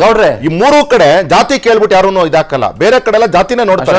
ಆದ್ರೆ ಈ 3 ಕಡೆ ನೆಪೋಟಿಸಮ್ ನಡೀತಿರ್ತಕ್ಕಂಥ ದುರ್ಬಲವಾದ ವಾದ. You are going out of the way. ಕನಿಷ್ಠ ವಿದ್ಯಾರ್ಹತೆ ಇದೆ, ಕನಿಷ್ಠ ವೃತ್ತಿ ಅನುಭವ. ಒಬ್ಬ ಡಾಕ್ಟರ್ ಆಗ್ಬೇಕು ಅಂತಂದ್ರೆ MBBS ಮಾಡ್ಬೇಕಂತ ಖಂಡಿತವಾಗ್ಲೂ ಮಾಡ. ಒಬ್ಬ ಪುಡಾರಿಯ ಮಗ ಆಗಿದ್ ಮಾತ್ರಕ್ಕೆ ಅವನು ಪುಡಾರಿ ಆಗ್ಬಿಡ್ತೀನಿ ಅಂತಂದ್ರೆ ಆಗಲ್ಲ ರೀ. ನಾನು ಹೇಳಿದ್ದೇನು ಗೊತ್ತಾ, ನಮ್ಮ ಅಪ್ಪ ರಾಜಕಾರಣಿ, ನಾನು ನೆಕ್ಸ್ಟ್ MLA ಆಗ್ಬೇಕು ಅಂತ ಅಂದ್ಬಿಟ್ರೆ ಅದೆಲ್ಲ ವಿಚಾರ. ಬರ್ತ್ ರಾಜಕಾರಣಿಯ ಮಗ ರಾಜಕಾರಣಿ ಆಗ್ಬೇಕು. ಕ್ವಾಲಿಫಿಕೇಶನ್ ಏನು ಪಾಲಿಟಿಕ್ಸ್ ನಲ್ಲಿ? ಆಕ್ಟರ್ ಆಗ್ಬೇಕು ಅಂತಂದ್ರು ಕೂಡ ಅವನು ಒಳ್ಳೆ ಆಕ್ಟರ್ ಆಗಿಲ್ಲ ಅಂತಂದ್ರೆ ಜನ ಸ್ವೀಕರಿಸಲ್ಲ ರೀ. ಇವತ್ತು ತುಂಬಾ ಜನ ಇದ್ದಾರೆ, ಆಯ್ತಾ? 10 ಉದಾಹರಣೆಗಳು. ಅವನು ಅದ್ಭುತವಾದ ನಟನಾಗಿದ್ರು ಸ್ವೀಕರಿಸದೇ ಇರೋ ಉದಾಹರಣೆಗಳು ಇದಾವೆ. ಕರೆಕ್ಟ್, ನಿಜ, ಆಯ್ತಾ? At the same point in time, by the virtue of it, ರಾಜಕಾರಣಿಗಳಿಗೆ by the virtue of it, ನಮ್ಮಪ್ಪ ಮುಖ್ಯಮಂತ್ರಿ ಆಗಿದ್ರು, ನಾನ್ ನೆಕ್ಸ್ಟ್ ರಾಜ್ಯಾಧ್ಯಕ್ಷ, ನಮ್ಮಪ್ಪ ಪ್ರಧಾನ ಮಂತ್ರಿ ಆಗಿದ್ರು, ನಾನ್ ನೆಕ್ಸ್ಟ್ ಪ್ರಧಾನ ಮಂತ್ರಿ, ಹಂಗೆಲ್ಲ ಬರಲ್ಲ ರೀ. ನಿಮ್ಗೇನು ಅವಕಾಶ ಬೇಡವಾ ಬಿಜೆಪಿಲಿ? ಒಂದ್ ನಿಮಿಷ ಕೇಳ್ತೀನಿ ಕೇಳಿ. ಆಯ್ತು ಬಿಡಿ, ನಿಮ್ಗೇನ್ ಬೇಡ ಅನ್ಸುತ್ತೆ ಬಿಡಿ, ಬೇಡ, ಘೋಷಣೆ ಮಾಡ್ಬಿಡಿ, ಘೋಷಣೆ ಮಾಡ್ಬಿಡಿ. ಅಯ್ಯೋ ನೋಡ್ಕೊಂಡು ಘೋಷಣೆ ಬೇಡ. Just give me 30 seconds uninterrupted. I'll answer your question. ನೋಡಿ, ಬಿಜೆಪಿಯಲ್ಲಿ ಒಂದು ರಾಜ್ಯಾಧ್ಯಕ್ಷರ ಸ್ಥಾನ ಇರತಕ್ಕಂತಹದ್ದು ಮ್ಯಾಕ್ಸಿಮಮ್ 2 terms 3 years ಮಾತ್ರ. ಒಂದು ಎರಡನೇದು ವಿಚಾರ ಆಯ್ತಾ? ಇಲ್ಲಿ ಇವ್ರ ಮಗನಿಗೆ ನಾವು ಕೊಡ್ತೀವಿ ಅಂತ ಅಂದ್ಬಿಟ್ಟು ಏನಿಲ್ಲ. ಅವರೂ ಸಹ ಸಾಮರ್ಥ್ಯ ಇದ್ರೆ, ಸಣ್ಣ ಕಾರ್ಯಕರ್ತರ ಗುರುತಿಸ್ಕೊಂಡಿದ್ರೆ ಅವ್ರಿಗೂ ಕೊಡಬಹುದು. ಆದ್ರೆ ಅನೇಕ ಜನಕ್ಕೆ ಕೊಟ್ಟಿದ್ದೀವಿ, ರಾಜ್ಯಾಧ್ಯಕ್ಷರ ಸ್ಥಾನ ಕೊಟ್ಟಿದ್ದೀವಿ, ಎಲ್ಲಾ ಸಾಮರ್ಥ್ಯಗಳನ್ನು ಟೆಸ್ಟ್ ಮಾಡಿದೀವಿ. ಒಂದ್ ನಿಮಿಷ, ಇನ್ನು 20 seconds ಇರಿ. ಕಾಂಗ್ರೆಸ್ ನಲ್ಲಿ ಏನು ಅಂದ್ರೆ, ಈಗ ರಾಜೀವ್ ಗಾಂಧಿ ಅವರ ಕುಟುಂಬದಲ್ಲಿ ರಾಹುಲ್ ಗಾಂಧಿ ಅವರ ಅಧ್ಯಕ್ಷರಾಗದೆ ಮಲ್ಲಿಕಾರ್ಜುನ್ ಖರ್ಗೆ ಆಗಿದ್ರು. ಹೈಕಮಾಂಡ್ ಯಾರು? ರಾಹುಲ್ ಗಾಂಧಿ ಕುಟುಂಬ. ನೀವು- ನಂತರದಲ್ಲಿ ವಾದ್ರಾ ಮಗ ಈಗಾಗಲೇ ಕೋಟ್ ಹಾಕೊಂಡು ಓಡಾಡ್ತಾರ ರಿಯಾನ್ ವಾದ್ರಾನ ಯಾರೋ ಕೋಟ್ ಹಾಕೊಂಡು ಈಗಾಗಲೇ ಓಡಾಡ್ತಾವ್ರೆ. ನಾನೇ ಮುಂದಿನ ಕಾಂಗ್ರೆಸ್ನ ಅಧ್ಯಕ್ಷ ಅಂತ ಹೇಳಿ. ವಿಜೇಂದ್ರ ಮಾತ್ರ ಓಡ್ಬೇಕು, ಬೇರೆ ಓಡಬಾರ್ದಾ? ನೋಡಿ, ಒಂದ್ ನಿಮಿಷ, ನಾನು ಹೇಳಿದ್ದು ನೀವು ಅರ್ಥ ಮಾಡ್ಕೊಳ್ಳಿಲ್ಲ. ರಾಜಶೇಖರ್ ಸರ್ಗೆ ಹೋಗ್ತೀನಿ, ಅದಾದ್ಮೇಲೆ ನಾನು ಸತೀಶ್ ಅವರಿಗೆ ಬರ್ತೀನಿ. Rajashekhar sir, what's your take on this? ಇಲ್ಲಿ ನೋಡಿ, ನೀವು ಹೇಳ್ತಾ ಇದ್ರೆ ಅವಾಗಿಂದ ಡಾಕ್ಟರ್ ಮಗ ಡಾಕ್ಟರ್ ಆಗ್ತಾರೆ, ಇಂಜಿನಿಯರ್ ಮಗ ಇದಾಗ್ತಾನೆ ಅಂತೇಳಿ. ಇಲ್ಲಿ ರಾಜಕಾರಣಿ ಆಗ್ಬೇಕಂದ್ರೆ ರಾಜಕಾರಣಿ ಒಬ್ಬನೇ ರಾಜಕಾರಣಿ ಆಗಕ್ಕಾಗಲ್ಲ. ಸಾವಿರಾರು ಜನ ಕಾರ್ಯಕರ್ತರು ದುಡಿರ್ತಾರೆ ಹಿಂದ್ಗಡೆ. ಆಯ್ತಾ, ಅವ್ರ ಕಾರ್ಯಕರ್ತರ ಕತೆ ಏನು? ಈ ಕಾಂಗ್ರೆಸ್ನಲ್ಲಿ ಮೊದಲು ಕಾರ್ಯಕರ್ತರಿಗೆ ಅವರ ಸರ್ಕಾರ ಬಂದರೆ ಕೆಲಸ ಆಗ್ತಿತ್ತು, ಅವ್ರದ್ದೇ ಸ್ವಂತ ಕೆಲಸ ಇರ್ಬೋದು, ಅವ್ರ ಕ್ಷೇತ್ರದ ಕೆಲಸ ಇರ್ಬೋದು, ಏನೋ ಒಂದು ಕೆಲಸ ಆಗ್ತಿತ್ತು. ಇವಾಗ ಆ ಥರ ಏನು ಪರಿಸ್ಥಿತಿ ಯಾವ ಸರ್ಕಾರದಲ್ಲೂ ಇಲ್ಲ. ಆಮೇಲೆ ಈ ರಾಜಕಾರಣಿ ಮಕ್ಕಳು ರಾಜಕಾರಣಿಗಳಾಗಬೇಕಂದ್ರೆ ಮತ್ತೆ ಅವರು ರಾಜಕಾರಣಿ ದುಡ್ಡಿಂದನೇ ಆಗೋದಿಲ್ಲ. ಎಲ್ಲನೂ ಜನನೂ ಅವ್ರು ಸಪೋರ್ಟ್ ಮಾಡಬೇಕಲ್ವಾ. ಆ ಜನ ಯಾರು ಮತ್ತೆ ಅದೇ ಕಾರ್ಯಕರ್ತರು. ಸೊ ಕಾರ್ಯಕರ್ತರು ಒಂಥರ ಬಾಂಡೆಡ್ ಲೇಬರ್ಸ್ ಥರ ಅಲ್ಲೇ ಇರಬೇಕಾಗುತ್ತೆ. ಇವರು ಒಂದು ಫ್ಯೂಡಲ್ ಸಿಸ್ಟಮಲ್ಲಿ ಒಂದು ಕ್ರಿಯೇಟ್ ಮಾಡಿಕೊಂಡು ಅಲ್ಲೇ ಅವರು ಅಲ್ಲಿನ ಆಡಳಿತ, ಸರ್ ಹೇಳ್ದಂಗೆ ರಾಜರ ಆಡಳಿತ ಇದ್ದಂಗೆ feudal new Kings chief tense ಅಂತ ಹೇಳ್ಬೋದು ನಾವು. ಆಮೇಲೆ ಹಲವು ಜನ ಕಾರ್ಯಕರ್ತರು ಕೂಡ ಈಗ ಒಂದು ಸ್ವಲ್ಪ ವರಸೆ ಬದಲಾಯಿತು ಅಂತ ಅಂದ್ಕೊಳ್ಳಿ. ಈಗ ಸಿದ್ದೇಶ್ವರ್ ಅವರ ಧರ್ಮಪತ್ನಿಗೆ ಈಗ ಟಿಕೆಟನ್ನು ಕೊಡಲಾಗ್ತಾ ಇದೆ, ಗಾಯತ್ರಿ ಅವರಿಗೆ ಕೊಡಲಾಗ್ತಾ ಇದೆ. ಈಗ ಅವ್ರು MP ಆಗ್ತಾರೆ ಅಂದ್ಕೊಳ್ಳಿ. ಈಗ ಇಷ್ಟು ದಿನ ಅಣ್ಣ ಅಣ್ಣ ಅಂತ ಇದ್ದಂಥ ಕಾರ್ಯಕರ್ತರು ಅಕ್ಕ ಅಕ್ಕ ಅಂತ ಶುರು ಮಾಡ್ಕೊಳ್ತಾರೆ. ನಾನು ಯಾಕೆ ಇದನ್ನು ಹೇಳ್ತಾ ಇದ್ದೀನಿ ಅಂತಂದರೆ, ಯಾರೋ ಕೆಲವರನ್ನ ಹೊರತುಪಡಿಸಿ, ಕೆಲವು ಆಕಾಂಕ್ಷೆಗಳನ್ನು, ಆಸ್ಪಿರೆಂಟ್ಗಳನ್ನು ಹೊರತುಪಡಿಸಿ ಕಾರ್ಯಕರ್ತರು ಕೂಡ ಹಲವು ಜನ, ಸಾವಿರಾರು ಜನ, ಲಕ್ಷಾಂತರ ಜನ ಇರಬಹುದಾದ MP ಟಿಕೆಟ್ಗೋಸ್ಕರ ಅವರು ಕೂಡ ಪರದಾಡುತ್ತಿರಬಹುದಾದಂಥ ಕಾರ್ಯಕರ್ತರು ಇದ್ಯಾವುದಕ್ಕೂ ವಿರೋಧ ವ್ಯಕ್ತಪಡಿಸದೆ ಇದೊಂದು ನ್ಯಾಚುರಲ್ ಲಾ ಅನ್ನೋ ಥರದಲ್ಲಿ ಒಪ್ಕೊಂಡು ಬಂದ್ಬಿಟ್ಟಿದಾರ ಅಂತ ಇಷ್ಟು ದಶಕಗಳು. Compromising things to stay relevant in the situation. ಇದೆಲ್ಲ ಪ್ಯಾಟ್ರನೇಜು ಅವ್ರ ಫ್ಯಾಮಿಲಿಗೆ ಅಂಟ್ಕೊಂಡಿರುತ್ತೆ ಹೊರತುಪಡಿಸಿದ್ರೆ, ಅಥವಾ ಯಾರಿಂದ ಯಾರಿಗೂ ಒಂದು ಸ್ವಲ್ಪ ಶಿಫ್ಟ್ ಆಗುತ್ತೆ ಹೊರತುಪಡಿಸಿದ್ರೆ, ಕಾರ್ಯಕರ್ತರ ಪ್ಯಾಟ್ರನೇಜು 100% ಡೌನ್ ಅಂತೂ ಆಗಲ್ವಲ್ಲ ಇಲ್ಲ, ಹಲವು ಸಂದರ್ಭಗಳಲ್ಲಿ. ಅಲ್ಲ, ಸುಮಾರು ಸಂದರ್ಭದಲ್ಲಿ ಆಗೋದಿಲ್ಲ. ಯಾಕಂದರೆ ಅವ್ರಿಗೆ ಅಲ್ಲಿ ಬಿಟ್ಟು ಬೇರೆ ಕಡೆ ಹೋಗೋದಕ್ಕೆ ದಾರಿ ಇರಲ್ಲ. ಆಮೇಲೆ ಅಂಥ ಒಂದು ಮಾರಲ್ ಸ್ಟ್ರೆಂತ್ ಇರೋದಿಲ್ಲ ಅವ್ರಿಗೆ. ಅದು ಪ್ರಾಬ್ಲಮ್ ಆಗುತ್ತೆ. ಐಡಿಯಾಲಜಿಕಲಿ ಯಾವಾಗ ಸ್ಟ್ರಾಂಗ್ ಇರ್ತೀರಿ ಆವಾಗ ನೀವು ಆ ಥರ ಸ್ಟಿಕ್ ಆನ್ ಆಗ್ಬೋದು. ಅದಕ್ಕೆ ಸತೀಶ್ ಅವರೇ, ಒಳ್ಳೆ ಟಾಪಿಕ್ ತೊಗೊಂಡಿದ್ದೀರಾ, ಫ್ಯಾಮಿಲಿ ಟಿಕೆಟ್. ಯಾಕಂದರೆ ಇವತ್ತಿನ ಸಂದರ್ಭದಲ್ಲಿ ಜನಸಾಮಾನ್ಯರು ಅತ್ಯಂತ ಜರೂರಾಗಿ ಇದನ್ನು ತಿಳ್ಕೊಬೇಕಾಗಿದೆ. ಯಾಕಂದರೆ ಸ್ವಾತಂತ್ರ್ಯ ಬಂದ ನಂತರ ಆ ಒಂದು ಪರಿಸ್ಥಿತಿ ಏನಿತ್ತು ಕರ್ನಾಟಕದ್ದು ಅಂತ ನಾವು ಗಮನಿಸಿ ನೋಡಿಕೊಂಡು ಬಂದಾಗ ಸರ್ ಒಳ್ಳೆ ಪಾಯಿಂಟ್ನೇ ಹೇಳಿದ್ರು. ಅದರಲ್ಲಿ ಸಮಾಜವಾದ ಮತ್ತು ಅವತ್ತಿನ ಒಂದು ಆ ವ್ಯವಸ್ಥೆಯಲ್ಲಿ ಒಂದು ನಾಯಕತ್ವ ಅನ್ನೋದು ಚಿಗುರೊಡೆದು ಬರ್ತಾ ಇದ್ದು ಅವ್ರಿಗೆ ಆ ಒಂದು ಅವಕಾಶಗಳು, ರಾಜಕೀಯದಲ್ಲಿ ಅವಕಾಶಗಳು ಇದೆಲ್ಲ ಬಂತು. ಈ 30 ವರ್ಷದ ಹಿಂದಿನ ರಾಜಕಾರಣದಿಂದ ಈ ರಾಜಕಾರಣ 30 ವರ್ಷದ ಏನಾಗಿದೆ ಅಂತ ಹೇಳಿದ್ರೆ, ಇಲ್ಲಿರ್ತಕ್ಕಂಥ ನಾಯಕರು ಏನು ಇವತ್ತಿನವರೆಗೂ ರಾಜಕಾರಣದಲ್ಲಿ ಬಂದಿದ್ದಾರೆ, ಇವತ್ತು ಅತ್ಯಂತ ಬಲಾಢ್ಯರಾಗಿದ್ದಾರೆ. ಇವತ್ತು ರಾಜಕಾರಣ ಅಂತಕ್ಕಂಥದ್ದು ಉದ್ಯಮ ಆಗಿದೆ. ಇವತ್ತು ಯಾವುದೇ ಒಂದು MP ಆಗಲಿ MLA ಆಗಿ ನಿಂತ್ಕೊಂಡಕ್ಕೆ ಏನು ಮಾನದಂಡ ಅಂತ ಹೇಳಿದ್ರೆ ಒಂದು ಹಣ. ಆ ಹಣವನ್ನು ಹಾಕ್ತಕ್ಕಂಥ ಸಾಮರ್ಥ್ಯ ಯಾರಲ್ಲಿದೆ? ಇದುವರೆಗೂ ಯಾರು ರಾಜಕಾರಣ ಮಾಡ್ಕೊಂಡು ಬಂದಿದ್ದಾರೋ ಅವ್ರ ಹತ್ರನೇ ಆ ಸಾಮರ್ಥ್ಯ ಇದೆ. ಇದು ಕಟು ಸತ್ಯ. ಇದು ವಾಸ್ತವ ಸಂಗತಿ. ಇವತ್ತಿನ ಸ್ಥಿತಿಯಲ್ಲ, ಇದು ಮುಂದಿನ ಇದಕ್ಕೂ. ಇವತ್ತು ನೋಡಿ, ಬೆಸ್ಟ್ ಎಕ್ಸಾಂಪಲ್ ಕೊಡ್ತೀನಿ. BJP ಒಂದು ಅವಧಿಯಲ್ಲಿ ಏನು ಕಾರ್ಯಕರ್ತರು ಕೇಡರ್ ಪಕ್ಷ ಅಂತೇಳಿ ಕೊಡ್ತಾ ಇದ್ರು ಅವಕಾಶನ, ಇವತ್ತೇನಾಗಿದೆ? ವಿಧಾನಸಭಾ ಚುನಾವಣೆ ಏನಂತ ಒಂದು ಎಕ್ಸಾಂಪಲ್ ಇದು ಅಂತಲ್ಲ, ಕಾಂಗ್ರೆಸ್ನಲ್ಲೂ ಇದೆ, ವಿಪರೀತ ಎಕ್ಸಾಂಪಲ್ಸ್ ಕೊಡ್ಬೋದು ನಾನು. ವಿಧಾನಸಭಾ ಚುನಾವಣೆಯಲ್ಲಿ ಯಡಿಯೂರಪ್ಪನವರು ಅವರ ಪರ್ಫಾರ್ಮೆನ್ಸ್ ಇದಾದ ನಂತರ ಸ್ವಲ್ಪ ಸೈಡ್ ಲೈನ್ ಮಾಡಿದ್ರು BJPನಲ್ಲೇ. ಅವ್ರ ಕುಟುಂಬಕ್ಕೆ ಇದು ಬೇಡ, ಕುಟುಂಬವಾದ ಅನ್ನೋದು ಬೇಡ, ಬೇರೆ ಹೊಸ ಮುಖಗಳನ್ನ ಪರಿಚಯಿಸೋಣ ಅಂತ ಹೇಳಿ ಮಾಡಿದ್ರು. ಏನಾಯಿತು? ಲೋಕಸಭಾ ಚುನಾವಣೆ ಅಷ್ಟರಲ್ಲಿ BJPಗೆ ವಿಧಿನೇ ಇಲ್ಲ. ಅವ್ರನ್ನ ಕರ್ಕೊಂಬಂದು ಕೂರಿಸ್ಕೊಂಡು ಅಧಿಕಾರ ಕೊಡಲೇಬೇಕಾಗಿತ್ತು. ಅಂತಹ ಒಂದು ಅನಿವಾರ್ಯ ಸಂದರ್ಭ ಕ್ರಿಯೇಟ್ ಆಗಿಬಿಡ್ತು. ಸೊ ಇವತ್ತು ಏನಾಗಿದೆ ಅಂದರೆ, ಈ ರಾಜಕೀಯ ಅಂತಕ್ಕಂಥದ್ದು ಉದ್ಯಮ ಆದ ನಂತರ ಇಲ್ಲಿ ಯಾರು ಇನ್ವೆಸ್ಟ್ ಮಾಡೋದಕ್ಕೆ ಸಾಮರ್ಥ್ಯ ಇದೆ ಅವರು ಇದನ್ನು ತಗೊತಾ ಇದ್ದಾರೆ. ಅದರಲ್ಲಿ ಏನಾಗ್ತದೆ ಅಂದರೆ, ಯಾರು ಅಧಿಕಾರವನ್ನು ಅನುಭವಿಸಿದ್ದಾರೆ, ನೀವು ತೆಗೆದು ನೋಡಿ, ನಾನೇನು ಇದೇನಿಲ್ಲ, ಯಾರು ಅಧಿಕಾರವನ್ನು ಅನುಭವಿಸಿದ್ದಾರೆ, ಸಚಿವರಾಗಿದ್ದಾರೆ, ಅವರ ಕುಟುಂಬದ ಹಿಂದೆ ಮುಂದೆ ಅಕ್ಕ ತಂಗಿ ಅಣ್ಣ ತಮ್ಮ, ಸೊ ಈ ರೀತಿ ಹೋಗ್ತಾ ಇದ್ರೆ ಈ ವ್ಯವಸ್ಥೆ, ಪ್ರಜಾಪ್ರಭುತ್ವ ಅನ್ನೋದಕ್ಕೆ ಅರ್ಥ ಎಲ್ಲಿ ಬರ್ತದೆ? ಇದು ಮುಂದೆ ಒಂದು ದಿನ ಇದು ಸಾಮ್ರಾಜ್ಯಶಾಹಿವಾದ ಅಥವಾ ಸರ್ವಾಧಿಕಾರವಾದಕ್ಕೆ ಇದು ತುಂಬ ಹತ್ರ ಆಗುತ್ತೆ. ನಾಳೆ ಈ ಕುಟುಂಬದವ್ರು ಇಲ್ಲಿರ್ತಾರೆ, ಈ ಪಕ್ಷದಲ್ಲಿ, ನಾಳೆ ಇನ್ನೊಂದು ಕುಟುಂಬದಲ್ಲೂ ಅಲ್ಲೋಗ್ತಾರೆ. ಕಾರ್ಯಕರ್ತರು ಮತ್ತು ಮತದಾರರು ನಿಜವಾಗ್ಲೂ ಇದನ್ನು ಅರ್ಥಕೋಬೇಕು. ಅಲ್ಲಿ ನೋಡಿ, ಚಿಕ್ಕಬಳ್ಳಾಪುರದಲ್ಲಿ ನನ್ನ ಮಗನಿಗೆ ಟಿಕೆಟ್ ಕೊಡದೇ ಇದ್ರೆ ನಾನೇ ನಿಂತ್ಕೊಂತೀನಿ, ನನಗೆ ಕೊಡಬೇಕು ಅಂತಾರಂತೆ ವಿಶ್ವನಾಥ್. ಯಾರು ಅಲ್ಲ, ಬಿಜೆಪಿಯಲ್ಲಿ ನಡೆದಿರೋ ಆಂತರಿಕ ಸಂಘರ್ಷ ಎಲ್ಲ ಕೌಟುಂಬಿಕ ಹಿತಾಸಕ್ತಿಗಳೇ. ಆಮೇಲೆ- ಕಾಂತೇಶ್ಗೆ ಯಾಕೆ ಕೊಡ್ಲಿಲ್ಲ, ರಾಘವೇಂದ್ರನ್ಗೆ ಯಾಕೆ ಈಗ ಕೊಟ್ರಿ? ಅಲ್ಲ. ಇದೇ ಸಂಘರ್ಷ. ಮಕ್ಕಳಿಗೆ ಕೊಡ್ಲಿಲ್ಲ ಅಂತ. ಇವತ್ತೇನಾಗಿದೆ, ಒಂದ್ ಕಡೆ ಇದಾಗಿದೆ, ಮತ್ತೆ ಇನ್ನೊಂದು ನಾವು ತುಂಬಾ ಇಂಟ್ರೆಸ್ಟಿಂಗ್ ಆಗಿ ಗಮನಿಸೋದೇನು ಅಂದ್ರೆ, ಈ ಕಳೆದ ಚುನಾವಣೆಯಲ್ಲಿ ಯಾರು ಸೋತಿದ್ದಾರೆ ಅವ್ರು MP ಟಿಕೆಟ್ಗೆ ಕ್ಲೈಮ್ ಆಗ್ತಾ ಇದ್ದಾರೆ. ಬಿಜೆಪಿಲೂ ಇದ್ದಾರೆ ಅವ್ರು ಹೇಳಿ. ಇವತ್ತು ಇದು ಅಂದ್ರೆ ಸೋತಿರೋರು ಬಲಾಢ್ಯರು ಯಾರಿದ್ದಾರೆ ಅವರು ಟಿಕೆಟ್ಗೆ ಕಾಂಪೀಟ್ ಮಾಡ್ತಾ ಇದ್ದಾರೆ. ಸೊ ಇವತ್ತು ನಾವು ಏನ್ ತಿಳ್ಕೋಬೇಕು ಇದರಿಂದ ಅಂತ ಹೇಳಿದ್ರೆ, ಸೋಮಣ್ಣ ಅವ್ರನ್ನ ಹೊರತುಪಡಿಸಿ ಯಾರಿಗೂ ಅವಕಾಶ ಸಿಕ್ಕಿಲ್ಲ ಅಂತ ಅನ್ಸುತ್ತೆ. ಶ್ರೀರಾಮುಲು ಅವ್ರಿಗೆ ಸಿಕ್ತಲ್ಲ ಈಗ, ಶ್ರೀರಾಮುಲು ಅವ್ರಿಗೆ ಸಿಕ್ತು. ಮತ್ತೆ ಸುಧಾಕರ್ ಮಾಧುಸ್ವಾಮಿ claim ಅವರು ಮಾಡ್ತಾ ಇದ್ದಾರೆ. ತುಮಕೂರಿನಲ್ಲಿ ಅವರು ಪ್ರಬಲವಾಗಿ ಕ್ಲೈಮ್ ಮಾಡ್ತಾ ಇದ್ರು. ಸಿಕ್ಕಿಲ್ವಲ್ಲ. ಅಲ್ಲ ಸಿಕ್ಕಿಲ್ಲ, ಅಲ್ಲ ಒಟ್ಟಿನಲ್ಲಿ ನಾನು ಹೇಳ್ತಾ ಇರೋದೇನು ಅಂತ ಹೇಳಿದ್ರೆ, ಒಂದು ಫ್ಯಾಮಿಲಿ ನೆಪೋಟಿಸಮ್ ಒಂದ್ ಕಡೆ ವರ್ಕ್ ಆಗ್ತಿದೆ, ಅದಕ್ಕೆ ಬ್ಯಾಕ್ ಬೋನ್ ಆಗಿರ್ತಕ್ಕಂಥದ್ದು ಇವತ್ತು ಸಂಪನ್ಮೂಲ. ಈ ಸಂಪನ್ಮೂಲ ಅನ್ನೋದು ಎಲ್ಲಿ ರಾಜಕೀಯ ವಲಯದಲ್ಲಿ ಇವತ್ತು ಚುನಾವಣಾ ಇದರಲ್ಲಿ ಅದಕ್ಕೆ ಕೆಲಸ ಸಂಪನ್ಮೂಲನ ಕ್ರೋಢೀಕರಿಸ್ಕೊಳ್ಳೋಕ್ಕೋಸ್ಕರ ಲಿಕ್ಕರ್ ಸ್ಕ್ಯಾಮ್ ಮಾಡಿ 50,000 ಸರ್, ನೀವು ಇಡೀ ಸ್ಕ್ಯಾಮ್ ಮಾಡಿರೋರೇ ಬಿಜೆಪಿಲಿ ಇದ್ದಾರೆ. ಹೆಂಗೆ ಇಡೀ ಸ್ಕ್ಯಾಮ್ ಮಾಡಿರೋರು ಕಳ್ಳರು ಕಾಕರು ಕೇಸ್ ಹಾಕಿ. ಬಿಜೆಪಿಲಿ ಇದ್ದಾರೆ. ಕೇಸ್ ಹಾಕಿ. ಆಗ್ತೀರಿ ಹಾಕಿ. ನಿಮ್ ಸರ್ಕಾರ ಚೇಂಜ್ ಆದಾಗ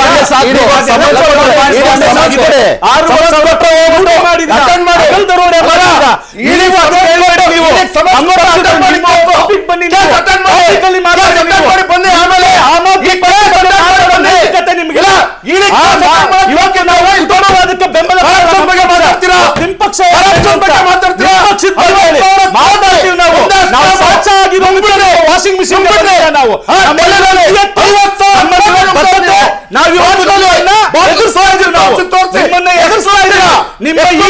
ಸಿಬಿಐ ಪಾರ್ಟಿ ಸಿಕ್ಕಾಕೊಳ್ಳೋದಿಲ್ಲ. ಇವತ್ತು ಜನರಿಗೆ ಬೇಕಾದಂತಹ ನೈತಿಕರಾದ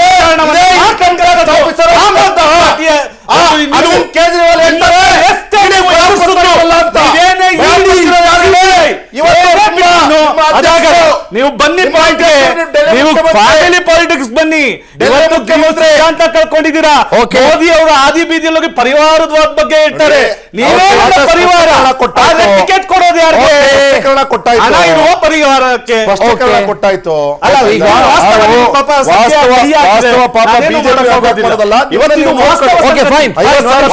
ಮಾತಾಡಿ ಆಮೇಲೆ ಅಲ್ಲ ಒಂದ್ ನಿಮಿಷ ವಾಸ್ತವ ಏನು ಅಂತ ದಯಮಾಡಿ ಉತ್ತರ ಕೊಡಿ. ಅಲ್ಲ ಒಂದ್ ನಿಮಿಷ ದಯಮಾಡಿ. ಇದು ನೀವಿಬ್ರು ಟೇಬಲ್ ಕೊಡ್ತಾ ಇದ್ದೀರಿ, ಆಯ್ತಾ? ನೀವಿಬ್ರು ಟೇಬಲ್ ಕೊಡ್ತಾ ಇದ್ದೀರಿ. ಇದು ಯಾವುದೋ ಕುಟುಂಬವಾದಕ್ಕೆ ಸೇರಿದ ರಾಜಕಾರಣಿ ಬಿಟ್ಟಿಯಾಗಿ ಕೊಟ್ಟಂತ ಟೇಬಲ್ ಅಲ್ಲ, ದಯಮಾಡಿ ಕುಟ್ಬೇಡಿ, ಆಯ್ತಾ? ಇದು ನಮ್ಮ ಸ್ಟುಡಿಯೋ ಟೇಬಲ್, ದಯಮಾಡಿ ಡೆಕೋರಮ್ ಮೇಂಟೈನ್ ಮಾಡಿ. I request you please. Okay, number 1. ಎರಡನೇದು ಬಹಳ ಇಂಪಾರ್ಟೆಂಟ್ ವಿಷಯ ಏನು ಅಂತಂದ್ರೆ, ನಾವೆಲ್ಲ ಚರ್ಚೆ ನಡೆಸ್ತಾ ಇದ್ದೀವಿ, ನಾವೆಲ್ಲ ಮಾತಾಡ್ತಾ ಇದ್ದೀವಿ, but patronising them is continuing sir. ನೀವು ಮಗನ ಕೊಟ್ರೇನೆ, ನಾವು ಮಗನ ಟಿಕೆಟ್ ಕೊಡಲಿಲ್ಲ ಅಂದ್ರೆ ನಾವು ಸೂಸೈಡ್ ಮಾಡ್ಕೊಂಡ್ಬಿಡ್ತೀವಿ ಅನ್ನೋರು ಒಂದಿಷ್ಟು ಜನ ಇದ್ದಾರೆ. ಮಗಳು ಕೊಡಲಿಲ್ಲ ಅಂದರೆ ನಾವೇನೋ ಮಾಡ್ಕೊಂಡ್ಬಿಡ್ತೀವಿ ಅನ್ನೋರು ಒಂದಿಷ್ಟು ಜನ ಇದ್ದಾರೆ.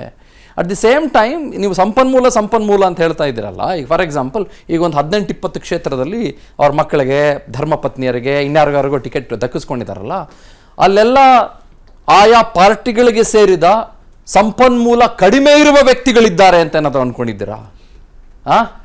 ನೋಡಿ, ಇವತ್ತು ಕರ್ನಾಟಕಕ್ಕೆ ಎಂಥ ಪ್ರಖ್ಯಾತಿ ಬಂದಿದೆ ಅಂತಂದ್ರೆ, ರಾಷ್ಟ್ರದ 88 ಜನ ಬಿಲಿಯನಿಯರ್ MLAಗಳ ಪೈಕಿ 33 ಜನ ಕರ್ನಾಟಕದವರೇ. 19 ಕಾಂಗ್ರೆಸ್, 9 ಬಿಜೆಪಿ, 2 JDS, 1 ಪಕ್ಷೇತರ ಅಲ್ವಾ? 2 ಪಕ್ಷೇತರ ಮತ್ತು ಅತ್ಯಂತ ಶ್ರೀಮಂತ MLAಗಳು ಜಾಗನೂ ಇದೇನೆ. ಹೌದು. ಆಮೇಲೆ ಅಷ್ಟೇ ಅಲ್ಲ, ಇಡೀ ರಾಷ್ಟ್ರದ ನಂಬರ್ 1 ಶ್ರೀಮಂತ MLA ಅಂದ್ರೆ ಕರ್ನಾಟಕ ಉಪಮುಖ್ಯಮಂತ್ರಿ. ಮತ್ತೊಬ್ರು ಗೌರಿಬಿದ್ದೂರಿನ ಪಕ್ಷೇತರ ಶಾಸಕರು ನಂಬರ್ 2 ರ್ಯಾಂಕ್ ಅಂತೆ, ಗೋವಿಂದ ನಗರ ಕ್ಷೇತ್ರ ಶಾಸಕರು ನಂಬರ್ 3 ಅಂತೆ. ಈ ತರ ರ್ಯಾಂಕ್ ಕರ್ನಾಟಕ. ದನಾಡರೆ ಬಲಾಡರೆ ಅನ್ನೋ ವಾತಾವರಣದಲ್ಲಿ ಏನಾಗುತ್ತೆ, ಡೈನಾಸ್ಟಿಕ್ ಪಾಲಿಟಿಕ್ಸ್ನಲ್ಲಿ ಮೊದಲನೇದಾಗಿ ಕ್ವಾಲಿಫಿಕೇಶನ್ ಬೇಕಾಗಿಲ್ಲ, ಕಾಂಪಿಟೇಷನ್ ಎದುರಿಸಬೇಕಾಗಿಲ್ಲ, ಪರ್ಫಾರ್ಮೆನ್ಸ್ ರೆಕಾರ್ಡ್ ಇರಬೇಕಾಗಿಲ್ಲ, ಅವ್ರಿಗೆ ವಿದ್ಯಾರ್ಹತೆ ಬೇಕಾಗಿಲ್ಲ, ಏನು ಸ್ಪರ್ಧೆ ಎದುರಿಸಬೇಕಾಗಿಲ್ಲ, ಮತ್ತು ಸಾಧನೆಯ ಒಂದು ಟ್ರ್ಯಾಕ್ ಕಾರ್ಡ್ ಬೇಕಾಗಿಲ್ಲ. ಈ ಥರದ ಸುಲಭದ ಅವಕಾಶ ಸಿಗುತ್ತೆ. ಇದು ನೋಡಿ, ಎಲ್ಲ ಪಕ್ಷಗಳು ಕೂಡ ಸಮಾನತೆ ಸಮಾಜವಾದ, ಸಮಾನತೆ ಸಮಾಜವಾದ, ಸಾಮಾಜಿಕ ನ್ಯಾಯಕ್ಕೂ ಅಪಚಾರ ಬಗೀತಾ ಇದ್ದಾರೆ, ಜಾತ್ಯತೀತೆಯೂ ಅಪಚಾರವಾಗುತ್ತೆ, ಪ್ರಜಾಪ್ರಭುತ್ವಕ್ಕೂ ಅನ್ಯಾಯ ಆಗುತ್ತೆ. ಬಟ್ ಇಲ್ಲಿ ಏನಾಯಿತು ಅಂತಂದರೆ ಸರ್, ಈಗ ನೋಡಿ, ಈಗ ಯಡಿಯೂರಪ್ಪನವ್ರ ವಿಷಯಕ್ಕೆ ಬರೋದಾದರೆ, ಯಡಿಯೂರಪ್ಪನವರು ಕೆಳಗಿಳಿತಾರೆ ಮುಖ್ಯಮಂತ್ರಿ ಸ್ಥಾನದಿಂದ. ಅದಾದ ನಂತರದಲ್ಲಿ ಯಡಿಯೂರಪ್ಪನವರಿಗೆ ಅಂಥ ಸ್ಥಾನಮಾನಗಳನ್ನು BJPಯಲ್ಲಿ ಕೊಡೋದಿಲ್ಲ. ನಾನು BJP example ತೊಗೊಳ್ಳೋದಾದರೆ.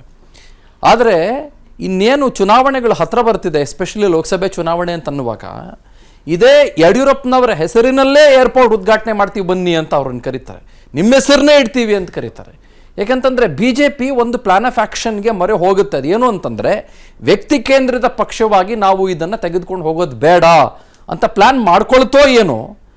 But at the same point in time ಅವರಿಗೆ ಕೊನೆಯಲ್ಲಿ ಆ ವ್ಯಕ್ತಿ ಇಲ್ಲ ಅಂತಂದರೆ ನಮಗೆ ಓಟ್ಗಳು ತಪ್ಪಿ ಹೋಗಬಹುದು ಅನ್ನುವ ಭಯ ಶುರುವಾಯಿತೋ ಏನೋ. ಹಾಗಾಗಿ ಇನ್ನಿತರಿಗೂ ಅವರ ಕುಟುಂಬದಲ್ಲಿ ಅವಕಾಶ ಮಾಡಿಕೊಟ್ರೋ ಏನೋ. ಈ ತೀರ್ಮಾನ ತಗೊಳ್ಳೋದಕ್ಕೂ 6 ತಿಂಗಳು ವಿಳಂಬ ಮಾಡಿ, ಯಾಕಂದ್ರೆ ಬೇರೆ ಬೇರೆ ರಾಜ್ಯಗಳಲ್ಲಿ ಅದನ್ನು ಅನುಷ್ಠಾನಗೊಳಿಸಿಕೊಂಡು ಬಂದಿದ್ದಾರೆ. ತಾವು ಗಮನಿಸಿ, ಈ ತೀರ್ಮಾನ ತಗೊಳ್ಳೋಕೆ 6 ತಿಂಗಳು ವಿಳಂಬ ಮಾಡಿದ್ದು ಯಾಕೆ ಅಂತಂದ್ರೆ ಕರ್ನಾಟಕದ ಘಟಕದ ಬಗ್ಗೆ ರಾಷ್ಟ್ರೀಯ ಹೈಕಮಾಂಡ್ಗೆ ಒಂಥರದ ವಾಕರಿಕೆ ಬಂದಂಗೆ ಆಗ್ಬಿಟ್ಟಿತ್ತು. ಇಷ್ಟು ಯಾಕೆ ಅಂತಂದ್ರೆ 2023 ಅಸೆಂಬ್ಲಿ ಚುನಾವಣೆ ಮೋದಿ ಅಂದ್ರೆ ಒಂದು ರೋಡ್ ಶೋ ಮಟ್ಟಕ್ಕೆ ಕಳಿಸಿದ್ರು. ಈಗ ರಾಮ ಮಂದಿರ ಉದ್ಘಾಟನೆ ಆಗ್ತಿರೋ ಮೋದಿ ಅಂದ್ರೆ ಮಂತ್ರಾಕ್ಷತೆ ಅನ್ನೋ ಮಟ್ಟಕ್ಕೆ ತಂದ್ಬಿಟ್ಟಿದ್ದಾರೆ.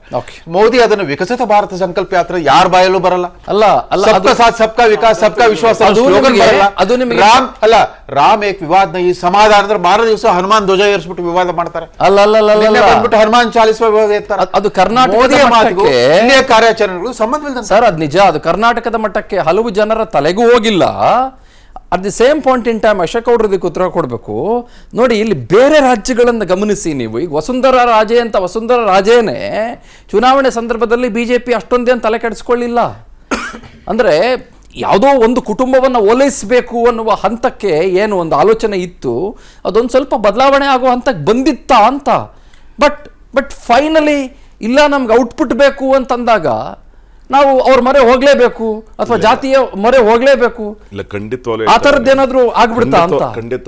Because you wanted to build the party, probably high command wanted to build the party as a party itself, not as a person centric party. According to me, not as a person centric party. ನಮ್ಮ other family ticket ಚರ್ಚೆಯನ್ನು ಮುಂದುವರಿಸ್ತಾ ನಾನು ಈ ಚರ್ಚೆಯ last ಲೆಗ್ಗೆ ಕಡೆಯ ಹಂತಕ್ಕೆ ಬಂದಿದ್ದಾನೆ. ನಟರಾಜ್ ಗೌಡ್ರಿಗೆ ಪ್ರಶ್ನೆ. ಗೌಡ್ರೆ, ಏನಿದೆ ಈಗ SC ಗೆಲ್ಬೋದು ಅದು ಇದು ಎಲ್ಲ ಸುಮಾರು ಜನ ಕೇಳ್ತಾರೆ ಬಿಡಿ. ನಿಮಗೆ ಅದೇನು ಮಾನದಂಡಗಳು ಅದು ಇದು ಎಲ್ಲ ಮಾತಾಡ್ತಾ ಇದ್ರಿ, ಇರಲಿ, ಅದು ಬೇರೆ ವಿಷಯ. ಬಟ್ ಮೋಸ್ಟ್ ಇಂಪಾರ್ಟೆಂಟ್ಲಿ ನಿಮಗೆ ಇದರಿಂದ ಬೇಸರವಾಯ್ತೋ ಇಲ್ವೋ ಅದು ಕೂಡ ಸೆಕೆಂಡ್ರಿ, ನಾನು ಬಿಟ್ಬಿಡ್ತೀನಿ. ಬಟ್ ನಿಮ್ಮ ತರ್ಕ ಏನು ಕಾಂಗ್ರೆಸ್ನಲ್ಲಿ usually what is it going on? ಇದು ನಮಗೆ ನಾವು ಒಂದು ಸ್ಪಷ್ಟವಾಗಿ ಹೇಳ್ತೀನಿ. ಕಾಂಗ್ರೆಸ್ನಲ್ಲಿ ಇದು ಮುಂಚೆನೂ ಈ ಥರನೇ ಇತ್ತು, ಈಗಲೂ ಇದೆ, ಮುಂದೆನೂ ಈ ಥರನೇ ಇರ್ತದೆ. ಏನು ಯಾಕಂದ್ರೆ ನೋಡಿ, ಯಾರಾದರೂ ಶಾಸಕರಾಗಿದ್ದಂಥವ್ರು ತಮ್ಮ ಮಕ್ಕಳು ನಿಮ್ಮ ಕಾರ್ಯಕರ್ತರ ಮನೆಗೆ ಹೋಗಿ ಅಂತ ಇಂಡೈರೆಕ್ಟ್ ಆಗಿ ಕೇಳಿ, ಶಾಸಕರಾದಂಥವ್ರು ಅವರ ಮಕ್ಕಳು ತುಂಬಾ ಚುರುಕಾಗಿದ್ರೆ, ಸಕ್ರಿಯರಾಗಿದ್ರೆ, ಜನಸಂಪರ್ಕ ಇರ್ತದೆ, ಜನಗಳ ವಿಶ್ವಾಸವನ್ನು ಗಳಿಸಿರ್ತಾರೆ, ಜನಗಳ ವಿಶ್ವಾಸವನ್ನು ಗಳಿಸಿರ್ತಾರೆ, ರಾಜಕೀಯ ಜ್ಞಾನ ಇರ್ತದೆ, ಶಾಸಕರಿಗೆ ಕೆಲಸ ಮಾಡಿರ್ತಾರೆ, ಅವರಿಗೆ ರಾಜಕೀಯ ಜ್ಞಾನ ಚೆನ್ನಾಗಿರುತ್ತೆ, ಎಲ್ಲ ಅರ್ಹತೆಯನ್ನು ಹೊಂದಿರ್ತಾರೆ. ಏನ್ ಗೊತ್ತಾ, ಕೊನೆಗೆ ಏನ್ ಗೊತ್ತಾ, ಜನಗಳು ಓಟ್ ಹಾಕ್ಬೇಕಾಗತ್ತೆ. ಆ ಜನಗಳ ವಿಶ್ವಾಸವನ್ನು ಯಾರು ಜನ ಓಟ್ ಹಾಕ್ಬೇಕಾಗತ್ತೆ. ಜನ ಓಟ್ ಹಾಕ್ಬೇಕು ಅಂದ್ರೆ ನೋಡ್ರಿ, ಈಗ ನೀವ್ ಹೇಳಿದ್ರಲ್ಲಿ ಚಂದ್ರಶೇಖರ್ ಅವರು ನಿಜ ಇಲ್ಲ ಅಂತ ಹೇಳಲ್ಲ ನಾನು. ದುಡ್ಡು ಮತ್ತೆ ಜಾತಿ ಈಗಿನ ವಸ್ತುಸ್ಥಿತಿ, ಈಗಿನ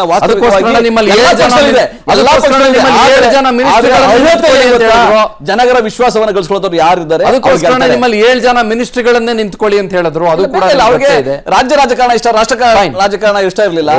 ಹೋಗೋರು ಹೋಗ್ಲಿ ರಾಜಕಾರಣಕ್ಕೆ. ನಮ್ಗೆ ಗೆಲ್ಲೋ ಮಾನದಂಡದಲ್ಲಿ ಅರ್ಹತೆ ಇದೆ, ಜನರ ವಿಶ್ವಾಸವನ್ನು ಗಳಿಸಿದ್ದಾರೆ, ನಿಂತ್ಕೊಳ್ತಾರೆ, ಗೆಲ್ತಾರೆ. ನಿಂತ್ಕೊಳ್ತಾರೆ, ಸೋಲ್ತಾರೆ ಅಷ್ಟೇ. ಯಾರೋ ಒಬ್ರು ದೂರದಲ್ಲಿರೋರ್ನ, ಒಡಿಶಾದಲ್ಲಿರೋರ್ನ ಮಾಡಿದ್ರು, ಪಾಪ ಸೈಕಲ್ ಓಡಿಸ್ತಾ ಇದ್ದವ್ರನ್ನ ಮಾಡಿದ್ರು, ಗಮನಿಸಿದೀವಿ. ಮಧ್ಯಪ್ರದೇಶ, ಛತ್ತೀಸ್ಗಢ ಮಾಡಿಲ್ಲ ಅಂತ ಇಲ್ಲ, ಬಟ್ ಇದು ನೋಡ್ಬಿಟ್ಟು ಅದೆಲ್ಲ ಮರ್ತೋಯ್ತು ನನಗೆ. ಹೇಳಿ. ಇಲ್ಲ, ಪೊಲಿಟಿಕ್ಸಲ್ಲಿ ಕೆಲವು ಮ್ಯಾಟ್ರಿಕ್ಸ್ಗಳು ಲೆಕ್ಕ ಆಗ್ತವೆ. ಕೆಲವರು ಮ್ಯಾಥಮೆಟಿಕ್ಸಲ್ಲಿ ಎಕ್ಸ್ಪರ್ಟ್ ಇರ್ತಾರೆ, ಕೆಲವರು ಎಕನಾಮಿಕ್ಸಲ್ಲಿ ಎಕ್ಸ್ಪರ್ಟ್ ಇರ್ತಾರೆ. ಆ ಚಿಂತನೆ ಇಟ್ಕೊಂಡು ರಾಜಕೀಯ ಕುಟುಂಬಗಳಲ್ಲಿ ಅವರಲ್ಲಿ ಏನೋ ಒಂಚೂರು ರಾಜಕೀಯ ಚಿಂತನೆ ಇರ್ಬೋದು ಅಂತ ಕಾರ್ಯಕರ್ತರುಗಳು ಒಂದಷ್ಟು ಸಪೋರ್ಟ್ ಮಾಡ್ತಾರೆ. Okay sir, quickly what's your last take sir? Dynastic politics ಇದ್ರೂ ಕೂಡ ಕ್ವಾಲಿಫಿಕೇಷನ್ನು, ಪರ್ಫಾರ್ಮೆನ್ಸು ಎಲ್ಲ ಒಂದು ಮೆರಿಟ್ ಕೋಟ ಅಭ್ಯರ್ಥಿ ಅಂದರೆ ಡಾಕ್ಟರ್ ಮಂಜುನಾಥ್. ಈ ಸಾರಿ ಅವ್ರ ವಿಚಾರದಲ್ಲಿ ಮಾತ್ರ ದೇವೇಗೌಡರು ಕುಟುಂಬ ರಾಜಕಾರಣ ಅಂತ ಹೇಳಿಕ್ಕಾಗಲ್ಲ, ಅದನ್ನು ಮೀರಿದ ವ್ಯಕ್ತಿತ್ವವನ್ನು ಬೆಳೆಸ್ಕೊಂಡಿದ್ರು. ದೇವೇಗೌಡರು ಮಂಜುನಾಥ್ ಅವರ ಮಾವ ಅನ್ನೋರು ಅಷ್ಟರ ಮಟ್ಟಿಗೆ ಅವ್ರು ಸ್ವತಂತ್ರವಾದ ವ್ಯಕ್ತಿತ್ವವನ್ನು ಬೆಳೆಸ್ಕೊಂಡಿದ್ರು. ಆದ್ರೆ ನೋಡಿ, ಯಾವ ಕಾಂಗ್ರೆಸ್ ಪಕ್ಷ ಜಮೀನ್ದಾರಿ ಪದ್ಧತಿಯನ್ನು ರದ್ದು ಮಾಡ್ತೋ, ಉಳುವವನೇ ಒಡೆಯ ಅಂತಂದಿತ್ತೋ, ಅಂತ ಕಾಂಗ್ರೆಸ್ ಪಕ್ಷದಲ್ಲಿ ಇವತ್ತು ಸ್ಥಿರವಾಗಿ ನಿಂತ್ಬಿಡುತ್ತೆ. Dynastic politics it has come to stay. ಯಾವಾಗ ಏನೂ ಆಗದೈತೆ ಸಂಜಯ್ ಗಾಂಧಿ 3 ವರ್ಷಗಳ ಕಾಲ ಭಾರತದ ಚಕ್ರವರ್ತಿ ತರ ಆಳ್ಬಿಟ್ರು ತುರ್ತು ಪರಿಸ್ಥಿತಿಯಲ್ಲಿ. ಪಾಪ ಕಮರ್ಷಿಯಲ್ ಪೈಲಟ್ ಆಗಿ ತಂಪಾಡಿಗೆ ತಾವು ಜೀವನ ನಡೆಸ್ತಾ ಇದ್ರು. ರಾಜೀವ್ ಗಾಂಧಿ ಕರ್ಕೊಂಡ್ ಪ್ರೈಮ್ ಮಿನಿಸ್ಟರ್ ಮಾಡಿದ್ರು. ಅಲ್ಲಿ ಉಳಿದವ್ರಿಗೆಲ್ರಿಗೂ ರೋಲ್ ಮಾಡೆಲ್ ಆಯ್ತು, ಇತರ ಪಕ್ಷದವರು ಕೂಡ. Fine sir, fine sir. ಒಂದು ಕಾಂಗ್ರೆಸ್ನಲ್ಲಿ ಆಲ್ರೆಡಿ ವಂಶ ಪಾರಂಪರವಾಗಿ ಆಡಳಿತ ಮಾಡ್ಕೊಂಡು ಬಂದಿರೋರು ಫ್ಯಾಮಿಲೀಸ್ ತುಂಬ ಇದ್ದಾರೆ, ಯಾಕೆಂದರೆ ತುಂಬ ವರ್ಷಗಳು ಅವರು ರೂಲ್ ಮಾಡಿದ್ದಾರೆ. ಬಿ ಜೆ ಪಿನಲ್ಲಿ ನೋಡಿ ಸೆಕೆಂಡ್ ಜನ್ರೇಷನಿಂದ ಇವಾಗ ಲೀಡರ್ಶಿಪ್ ಶುರುವಾಗ್ತಾ ಇದೆ. ಫಸ್ಟ್ ಜನ್ರೇಷನ್ ಎಲ್ಲರೂ ಅಲ್ಲಿ ಇಲ್ಲಿಂದ ಕರ್ಕೊಂಡ್ಬಂದವರು ಕಾರ್ಯಕರ್ತರು ಅವರು ಇವಾಗ ಅವರ ಮಕ್ಕಳು ಟಿಕೆಟ್ ಬರ್ತದೆ. ಇದು ಅಂದರೆ ನಮ್ಮದು ಇಂಡಿಯನ್ ಮೆಂಟಾಲಿಟಿ ಏನಿದೆ ಅಂದರೆ ನಮ್ಮ ಫ್ಯಾಮಿಲಿ ನಮ್ಮವರು ನಾವೇ ಇರಬೇಕು. This is a psyche of Indian society ಅನಿಸುತ್ತೆ. It is there in our blood. So ಹಾಗಾಗಿ ಇದು ಕಂಟಿನ್ಯೂ ಆಗೇ ಆಗುತ್ತೆ as long as people reject it outrightly. Okay, Ashok ಗೌಡ್ರು. ನಮ್ಮಲ್ಲಿ ಯಾವತ್ತೂ ಅಷ್ಟೇ ಪ್ರಜಾತಂತ್ರಕ್ಕೆ ನಾವು ಬೆಲೆ ಕೊಡ್ತಿರ್ತಕ್ಕಂತಹದ್ದು. ಇವತ್ತು ಯಾರು ಅರ್ಹರಿದ್ದಾರೆ ಅವರಿಗೆ ಅವಕಾಶ ಕೊಟ್ಟಿದ್ದೇವೆ. ಅವ್ರು ಯಾರೋ ಒಬ್ಬರು ಮಗ ಅಂತ ಹೇಳಿ ಅವ್ರು ಅರ್ಹರಿದ್ದರೂ ಸಹ ಅವ್ರನ್ನ ರಿಜೆಕ್ಟ್ ಮಾಡಿಲ್ಲ. Fine. ಖಂಡಿತವಾಗ್ಲೂ ಸಹ ಅವ್ರು ಅರ್ಹರಿರೋದ್ರಿಂದ ಅವ್ರಿಗೆ ಅವಕಾಶಗಳು ಸಿಕ್ಕಿದೆ. ಓಕೆ, ಇಲ್ಲಿಗೆ ಈ ರಾಜಕಾರಣದಲ್ಲಿ ಏನು ಅಂತ ಹೇಳಿದ್ರೆ ಸ್ವಾರ್ಥ ರಾಜಕಾರಣ ಅನ್ನೋದು ಇರಬಾರ್ದು. ಯಾಕಂದರೆ ಆ ಒಂದು ಅಧಿಕಾರವನ್ನು ತಗೊಳ್ಳೋದಕ್ಕೆ ಇವಾಗ ಕಾರ್ಯಕರ್ತರು ಮತ್ತು ಚುರುಕಾಗಿರ್ತಕ್ಕಂಥ ಎಷ್ಟೋ ವರ್ಷಗಳಲ್ಲಿ ಪಕ್ಷಗಳಲ್ಲಿ ಸೇವೆ ಸಲ್ಲಿಸಿರ್ತಾರೆ. ಸೊ ಅಂಥವ್ರಿಗೆ ಪಕ್ಷವು ಮನ್ನಣೆಯನ್ನು ಕೊಡಬೇಕಾಗ್ತದೆ, ಮತ್ತು ಅವರು ಸೈದ್ಧಾಂತಿಕವಾಗಿ ಬದಲಾಗಬೇಕಾಗ್ತದೆ. ಯಾಕಂದರೆ ಅವ್ರಿಗೆ ಚುನಾವಣೆ ನಿಲ್ಲಿಸೋ ಸಂದರ್ಭದಲ್ಲೇ ಹೇಳಬೇಕು, ನಿಂದು ಒಂದೇ ಟರ್ಮ್ ಅಪ್ಪ ನಾವು ಕೊಡೋದು, 1 or 2 ಟರ್ಮ್ ನಿಮ್ಗೆ ಕೊಡ್ತೀವಿ, ಆಮೇಲೆ ನಿಮ್ಮ ಕುಟುಂಬಕ್ಕೂ ನಿಮ್ಗೆ ಕೊಡಲ್ಲ ಅಂತಕ್ಕಂಥ ಅಜೆಂಡಾ ಇವತ್ತು ಯಾವ ಪಕ್ಷದಲ್ಲಿ ಇಲ್ಲದೆ ಇರೋದೇ ಇದು ಒಂದು ಡ್ರಾಬ್ಯಾಕ್. ಇದು ಮುಂದಿನ ದಿವಸದಲ್ಲಿ ಕಂಟಿನ್ಯೂ ಆದರೂ ಆಗ್ಬೋದು. ಆದರೆ ಈ ಒಂದು ಚರ್ಚೆ ಮತ್ತು ಬೇರೆ ಸಮಾಜದಲ್ಲಿ ಇಂಥ ವಿಚಾರಗಳು ಚರ್ಚೆ ಆಗಿ ಸೊ ಇಂಥ ಒಂದು ಫ್ಯಾಮಿಲಿ ಪಾಲಿಟಿಕ್ಸನ್ನು ರಿಜೆಕ್ಟ್ ಮಾಡಬೇಕಾಗುತ್ತೆ, ಜನರು ರಿಜೆಕ್ಟ್ ಮಾಡಬೇಕಾಗುತ್ತೆ.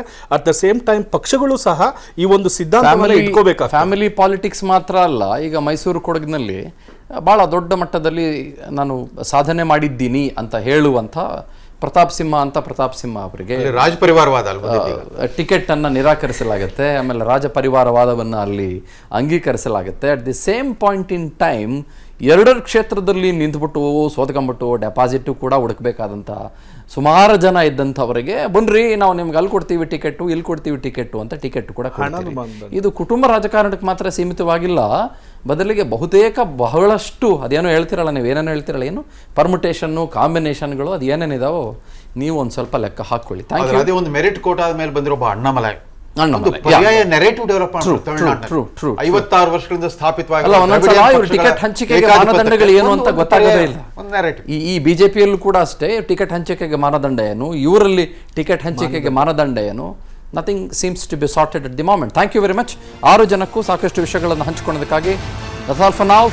ಇದು ಫ್ಯಾಮಿಲಿ ಟಿಕೆಟ್ಟು, ಇದು ಫ್ಯಾಮಿಲಿ ಬಕೆಟ್ ಆಗಿದೆ ಇರಲಿ ಅಂತ ಆಶಿಸ್ತಾ ಇವತ್ತಿನ ಈ ಕಾರ್ಯಕ್ರಮನ ಮುಗಿಸ್ತಾ ಇದ್ದೀವಿ. ವಿಸ್ತಾರ ಇದು ನಿಖರ ಜನಪರ. ಅನುಕ್ಷಣದ ಸುದ್ದಿಗಳಿಗಾಗಿ ವಿಸ್ತಾರ ನ್ಯೂಸ್ ಯೂಟ್ಯೂಬ್ ಚಾನೆಲ್ ಸಬ್ಸ್ಕ್ರೈಬ್ ಮಾಡಿ.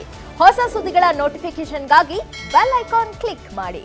ಲೇಟೆಸ್ಟ್ ಅಪ್ಡೇಟ್ಸ್ಗಾಗಿ www.vistaranews.com ವೆಬ್ಸೈಟ್ಗೆ ವಿಸಿಟ್ ಮಾಡಿ. ಅಂಗೈಯಲ್ಲೇ ಜಗತ್ತಿನ ಸುದ್ದಿ ತಿಳಿಯಲು ವಿಸ್ತಾರ ನ್ಯೂಸ್ ಕನ್ನಡ ಆಪ್ ಡೌನ್ಲೋಡ್ ಮಾಡಿ.